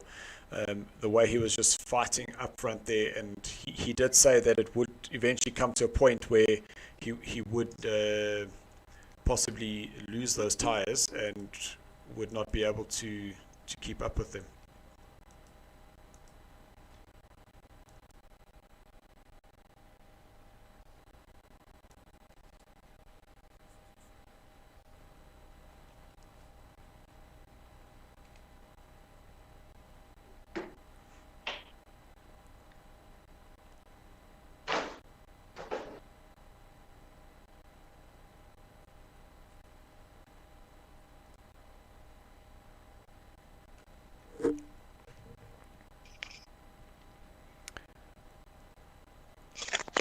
Right, so we are just waiting for the start of the second heat. So thank you to everyone who is on the stream. We do really enjoy the comments that come through. So just remember, this Group A series is probably brought to you by VX Gaming and NASCOM and Deliver Your Parcel. We do have all the information in the description below, and please, we ask you guys to support the brands that support SARCO, because without them, this is not all possible. And we are currently in the stages of starting to prepare for our season 4, but we will know in the next 2 weeks or so what those plans are for that next season, and we just hope by then that we do have the Assetto Corsa Competizione that will be up and running with those lobbies, and let's get some ACC racing here at SARCO as well. Certainly looking forward to the upcoming season. Right, all I can say is that you've come from strength to strength. having been predominantly a first-person shooter, and here you are putting yourself in the first places of the races. Now we just need to work on that BMT and get you to convert that. Yeah, I just need to get a bit more consistent during the race. So there we go. The track has been loaded, so all the guys are ready. So we can get the sign back.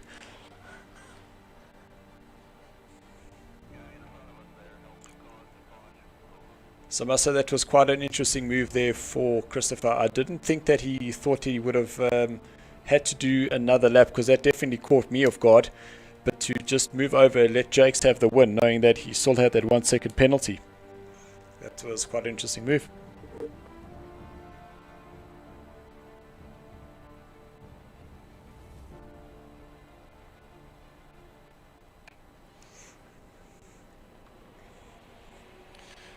So what I'm hoping is able to happen here is that Gerard is able to get himself a nice clean start, get him fighting up at the top there, because he was doing those lap times, and boy oh boy, to see how close that they were initially, because I'm predicting that it will be a Marius, Christopher, Jakes, Ashley, as well as Gerard and Alex.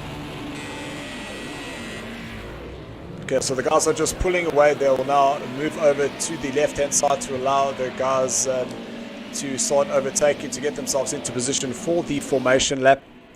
And the reason we do that, so we don't have to rerun the qualifying, which just helps with the timing. So see, there comes Jakes. And I'm sure Christopher will be right behind him. There he comes now. Apologies, they were the other way around.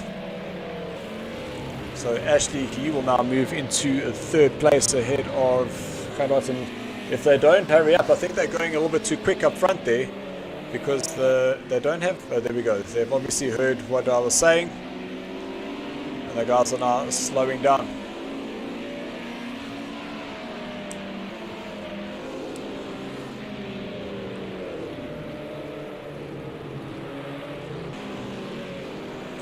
So there, Jake's the race winner for round heat number 1. He will lead the guys away. And Ryan, we actually got you hitting that curb, flying up in the air, landing in between the white stuff, and still allowing enough space for Andrew to go around the outside. So I hope that you do get a chance to go back and have a look at that, because that was absolutely fantastic. Yeah. Nah, I'm definitely going to go back and watch that. So the guys are all a single file of 14 drivers have lined up here for the Bravo tier. This is round number 4. We do still have 4 more rounds of this championship. So Jake's still swerving left and right to make sure that those tires are nice and warm. All the guys are in a chat party, so he will be able to count everyone down. So as they approach the start finish line, it will be up to Jakes to give the green light. And it is green, green, green wheel racing, and there's Shane being able to take advantage of that. But now they look like they're going to be 3 wide in the middle of the pack there. Is everybody through their safety? I don't see anybody dropping down at a rapid rate, but Jakes is now away. He's clear. Lots and lots of heavy braking happening there, and no real touching, but Jakes is ahead. Christopher is in second place. Then we have Ashley, Shane, Marius, then Gerard and Alex, and it was exactly the drivers I said that I'd like to see up front fighting for those positions. How's that for a prediction? And look at that, Marius sliding through the inside of Ashley, and I don't even think Ashley saw him coming, but there's Ashley, Marius up into third place and starting to open that gap to go chase down those green numbers up front.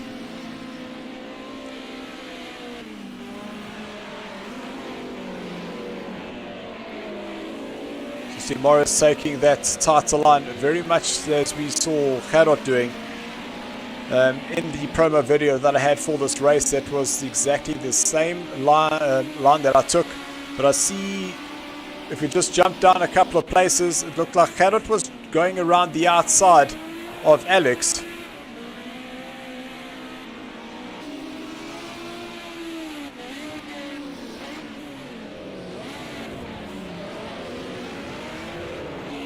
Yep, so Gerard being able to get himself ahead of Alex. So Gerard now up into 6th place. So he has Alex behind him. In front of Gerard is Shane from Rough Riders BLK.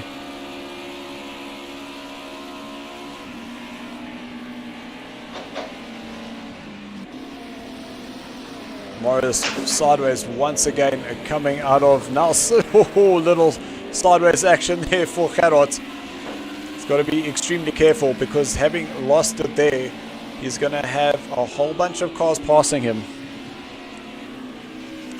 So out through Coram he goes, and you'll see he'll go wider. He'll tighten up there, just missing the dirt this time, but pretty neatly through there. Back onto the center straight. And Christopher half a second behind the race leader, and Marius starting to close up on the two in front. But all I can say, Marius has some time on his hands, so this is where he needs to try and just take it a little bit easy, preserve those tires. But I just know that that is definitely not Marius' style. He does not want to take things easily. He wants to be driving this car as hard as he can and start putting pressure on the two drivers in front.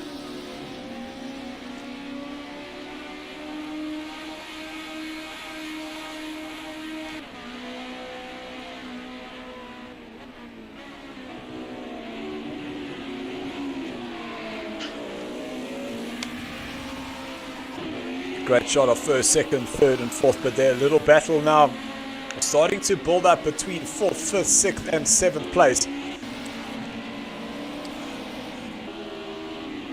So that is 4th, 5th, 6th and Alex there in 7th. You can see 15-1, 15-4, 15-8, 15-8. So Gerard and Alex matching each other in terms of lap time. But Ashley's been able to just open himself a little bit of gap. But this is a great run there for Gerard, tucking in behind Shane. Will he look to the inside? So Shane just moving a little bit to the inside of the corner just to show his intention to protect that inside line. So Shane moving to the inside again, going defensive. That's going to allow Gerard to go wider, to get a later apex and get that power on earlier. Little kick of the rear as Gerard touches that curb, and I see just jumping back to 2nd place, it is Christopher now 0.1 of a second behind Jakes, and Amarius 0.5. So these three just about touching each other, and during these times they should be social distancing and should not be touching each other. So let's see what their plan here is. Sorry, I couldn't resist. That was a terrible joke. Sorry. At least I made you chuckle, Ryan. Thank you. Yeah.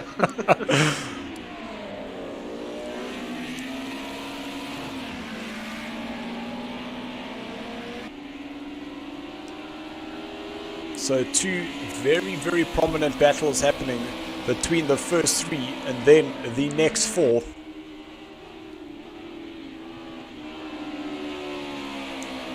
You see Jakes and Christopher just about copying each other, sliding that Mercedes-Benz through there.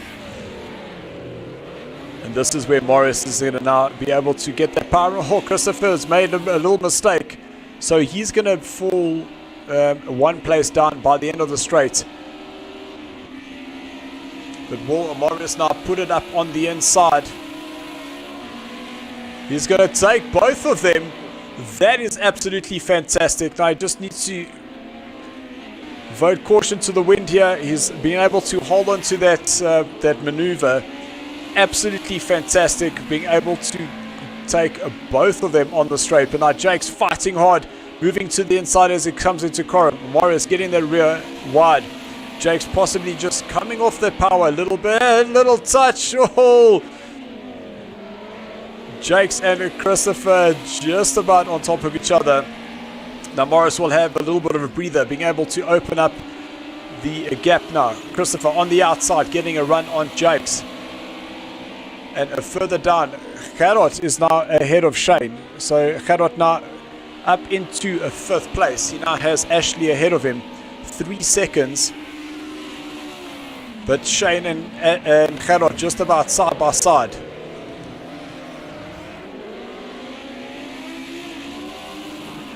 So Gerard is now a couple of hundredths clear. There's a Christopher getting out of the slipstream from Jakes. I think he's decided now's the time. So he will go to the inside, going through Brundle, and you do not want to be fighting for a place there.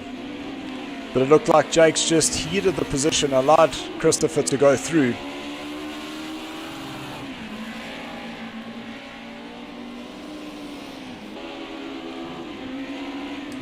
So this is where the Mercedes-Benz is a lot more competitive. Christopher going around the outside, Jake sucking on the inside, but now Morris will be able to fight back, but not able to get the power down. He just needs to get himself a little bit closer. If we can just jump back to 4th place, please. There is a change of the positions there. You can see Gerard now moving back to the outside line. Will Ashley have a look to the inside? No, he doesn't. So Gerard's up into 4th place. Great drive there for him. But Morris now up into 2nd place. So he did manage to get that place. So can we jump to the front? Because here comes Morris. He's going to bring that attack back to Christopher. Can hear the whining of that Ford. Just want to see how close he is. So not quite close enough to repeat that maneuver where he took both Christopher and Jakes on the turn in of Brundle.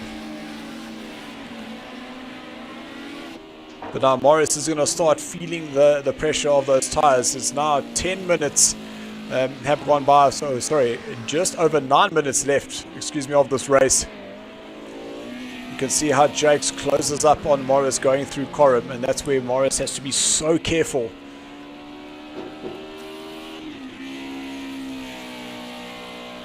So just scanning down the field, Jakes now in 4th place. So I wonder whether he had made a little mistake, because here comes Ashley. Ashley now on the inside going to Riches. They're going to be side by side now. Jakes allows him to go past. But all that's done is allowed Shane to now close up on the back of Jakes.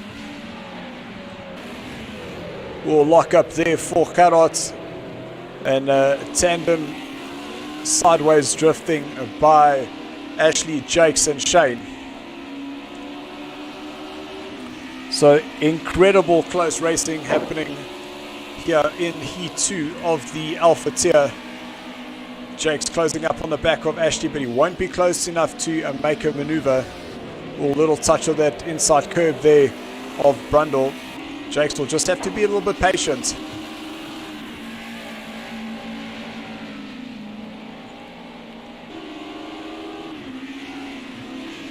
So I am seeing that Morris still now 2.5 seconds behind, but now as they go on that main straight, back onto the center straight, will he be able to start closing up on Christopher?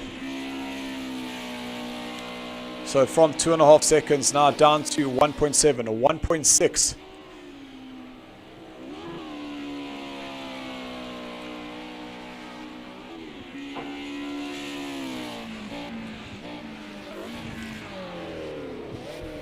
So Ashley still trying to get himself closer to...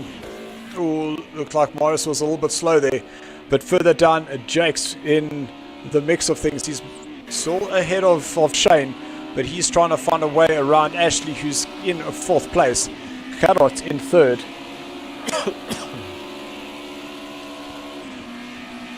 So the action here in Heat 2 of this Alpha tier has been absolutely relentless. There's Ashley having made a mistake. He's gone wide going into Nelson. So he's still off the track. I'm so confused on what's going on here. Who was it that went off? That was Gerard, excuse me. He was in third place, so he's now dropped down to 6th.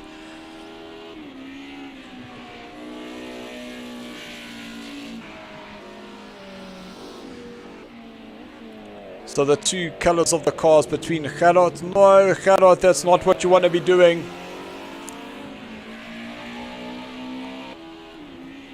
That means Gerard is going to have a Marshall in 7th place. He's now gonna start chasing him down. Looking further down, so Pierre in 8th place.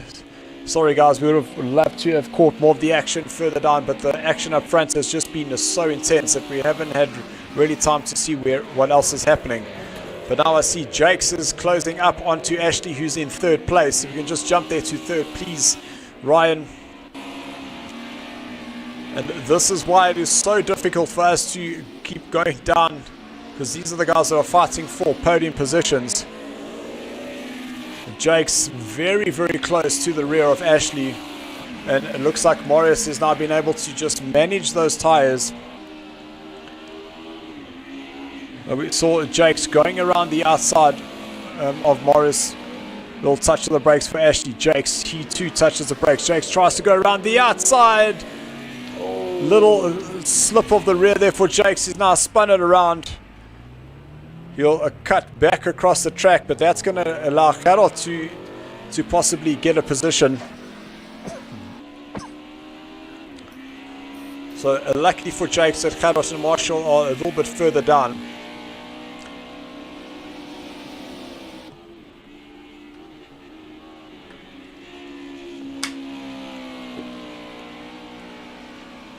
But I'm looking at Marshall's time. So Marshall actually ended up going quicker than Gerard, and that's just what you need. You need somebody who's just a little bit quicker than you. You start learning from that person, and then that can actually help you through the track.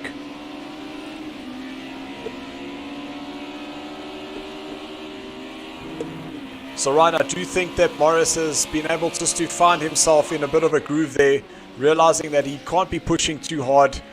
Possibly realizing that he's not going to have the win, but would rather just take it easy now and bring the car home. Yeah.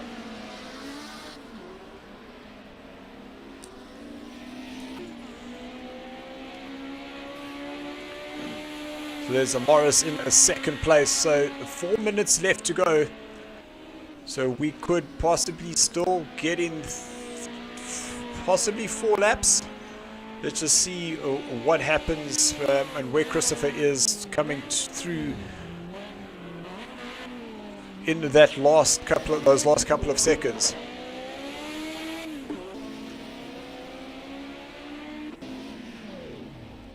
Oh,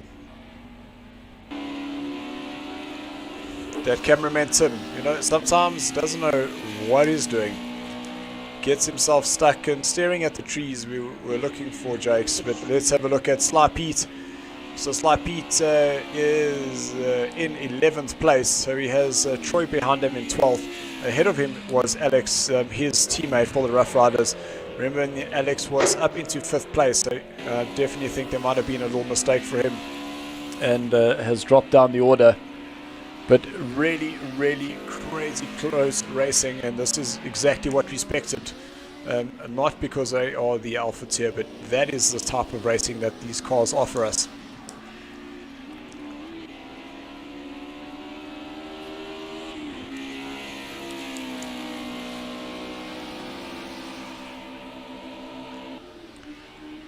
So Ashley in the 3rd place, and if he is able to hang on for the next 2.5 minutes, he will make it 2 podiums in a row, which is definitely going to help the NASCOM team move up the order. But Shane is definitely not going down without a fight. Shane going a 0.4 of a second quicker than Ashley, so he has every possibility that he might be able to still challenge Ashley still to come.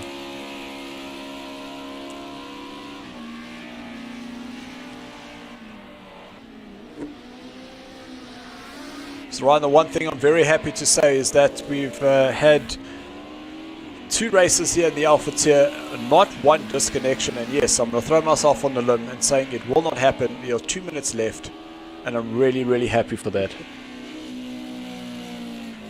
it has been a good race. Been a clean race as well.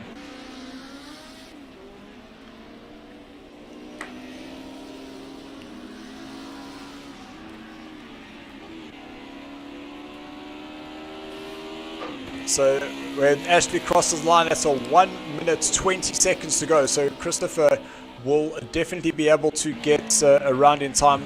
So we should have another 2 laps to go. And you can see Marius now down 3 seconds. So I'm sure he's now realized, take the second place. Let's bank the points and keep those tires cool.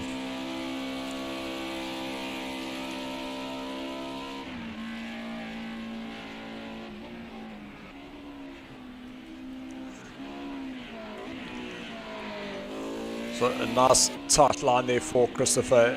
Unlike Marius, who is very sideways through Brundle into Nelson, and he manages to slide it the one way, flick it the other way, and still able to aim it and not hit that curb.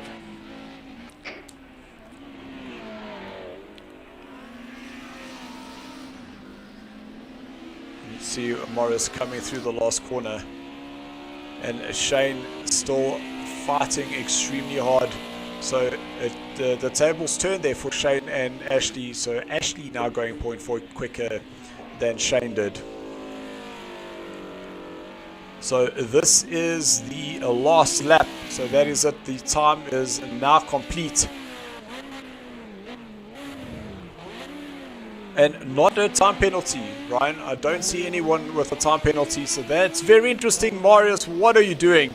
Lighting up those rear tires.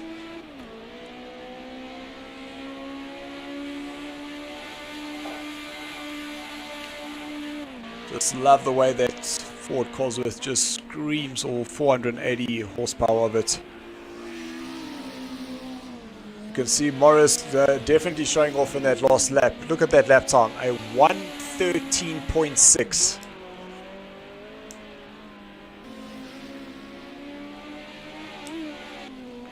So, actually quicker than the qualifying time. Yep.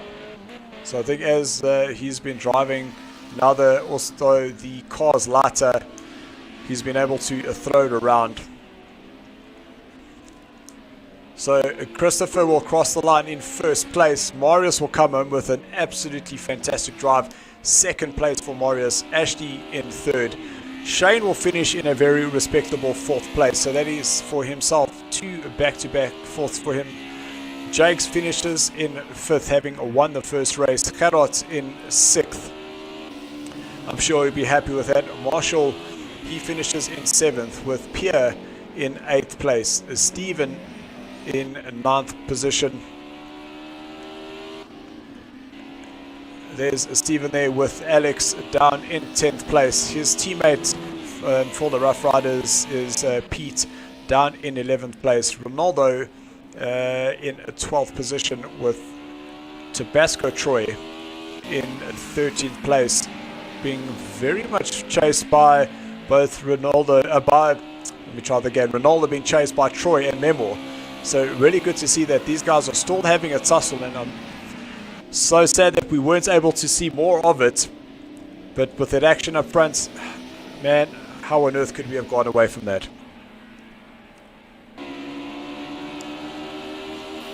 So Ronaldo crosses the line in 12th, with Troy in 13th and Memo in 14th place.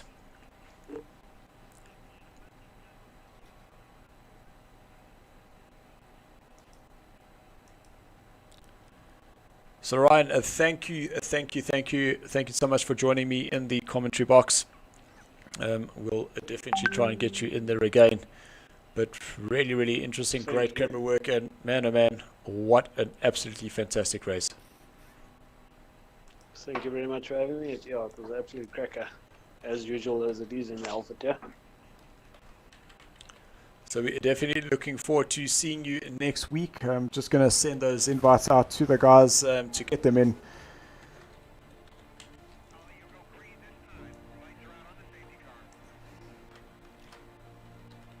%. Thanks, Dylan. Have a good evening. Thank you so much. So guys, just sending the invites out to the Alpha Tour. We're going to get 4 drivers in here. We've got to get Morris in because I do want to ask him a couple of questions about his race, as well as Ashley for getting the 2 back-to-back third places, as well as Jake. So he did win our first heat. So while we've sent that invite out to them,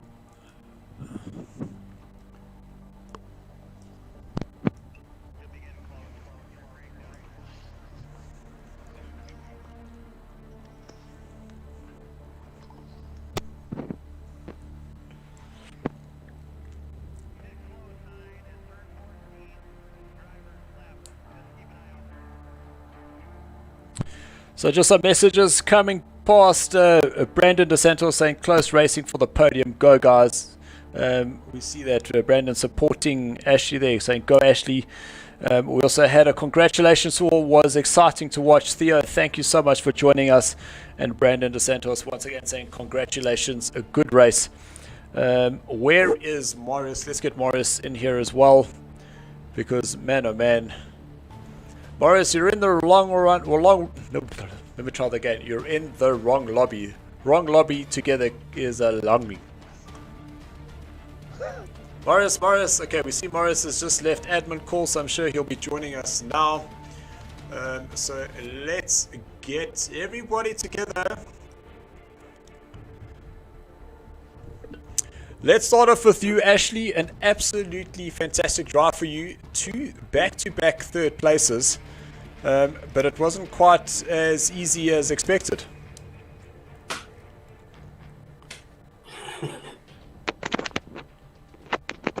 Ashley, we can't hear you. Can you guys hear me? Can yes, you hear my word? Morris, we can hear you. Yes, Morris. I hear Jakes and I hear Christopher. Dylan's very soft. How's about now? Everything's good. How's about now? That's a little bit better. Ashley, can you hear me?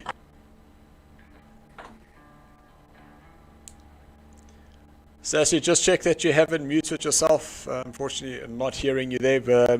So let's jump to Marius.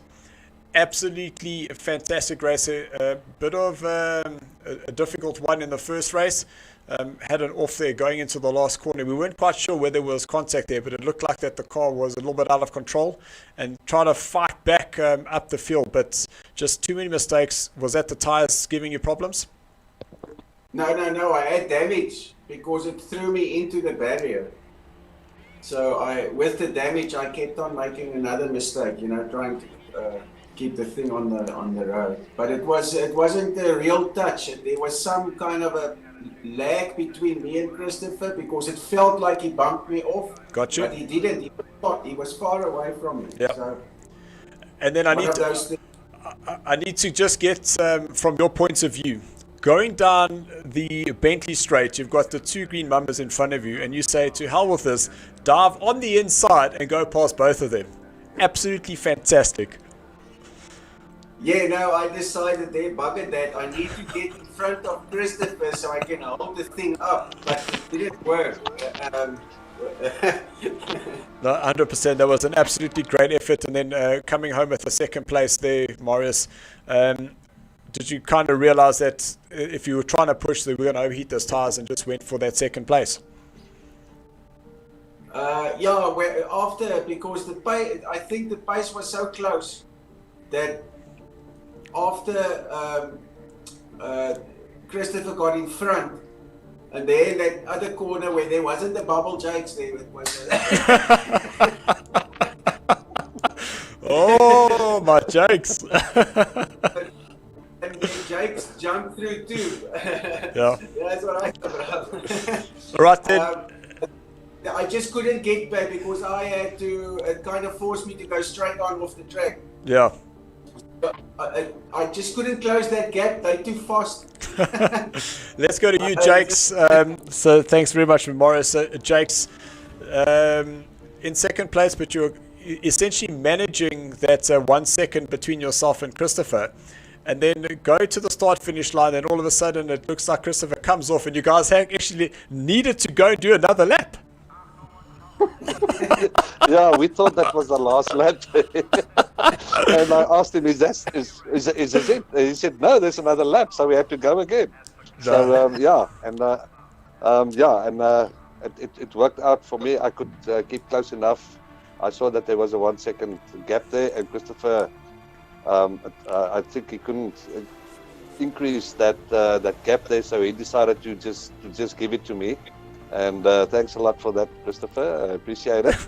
And on the second race, Marius, sorry man, I saw a gap. The gap wasn't there. I apologize. Really, I buggered up your race step, but I thought there was a gap. Sorry, man. And then I made another mistake after that. I ended up fifth. But after all, I'm happy with the evening's race. 100%. And then Christopher, was it your intention to stop and let Jakes go by, or because you know that at the Mumbers is that we don't have any team orders here? Firstly, I just want to say well done to Jakes and Marius and Asher. Was some brilliant racing tonight. And the first race, I honestly thought it was the last lap, and I thought, to hell with it. I haven't got a 1 second lead, so let's get a photo finish. And I had to do another lap. But Jakes drove bloody well. I couldn't get away from him. I tried getting away from him. I just couldn't keep ahead of him. And then second heat was it was incredible. And just unfortunate that I broke away from the pack, and I had a bit of a lonely race in the end, but the beginning was absolutely awesome. No, 100% was actually awesome to watch from our side. And unfortunately, anything from first to sixth and below, we didn't get much action because the guys were just changing so many positions so often that we did keep apologizing to them. Sorry, guys. And then to you, Ashley, just want to check if we can hear you. Ashley, can you hear us? Ashley, can you hear me? Ashley, we are talking to you. No, so actually we can't hear you. All we wanted to say is absolutely great race there. Let's try and sort out that mark for next time. But guys, thank you very much. We will be racing next week once again at Laguna Seca. And I believe that the rain gods have not been kind to us. And there's some rain. Flat out. So really looking forward to that. But guys, don't forget that this coming Thursday we are racing at Silverstone in the Formula Renault. So really looking forward to seeing you guys there. So guys, thanks so much. Absolute fantastic racing. Looking forward to it. Thanks, Flat man. out. Thanks, guys. Bye bye. Great fun. Cheers. Lekker. Cheers. So thank you very much, guys. I hope you enjoyed that. If you did, please, if not, give our video a like, subscribe to our channel if you'd like to see more of the racing that we host here at SARCO. And remember that this series is brought to you by VX Gaming, NASCOM, as well as Deliver Your Parcel. All the details are in the description below. So please support the brands that support SARCO. And we will see you on Thursday night, so guys. It was absolutely fantastic. Such awesome racing. I'm really looking forward to Thursday. So until then, keep racing. And before I end off, let's just make sure that is ready. Thanks for watching. Yos.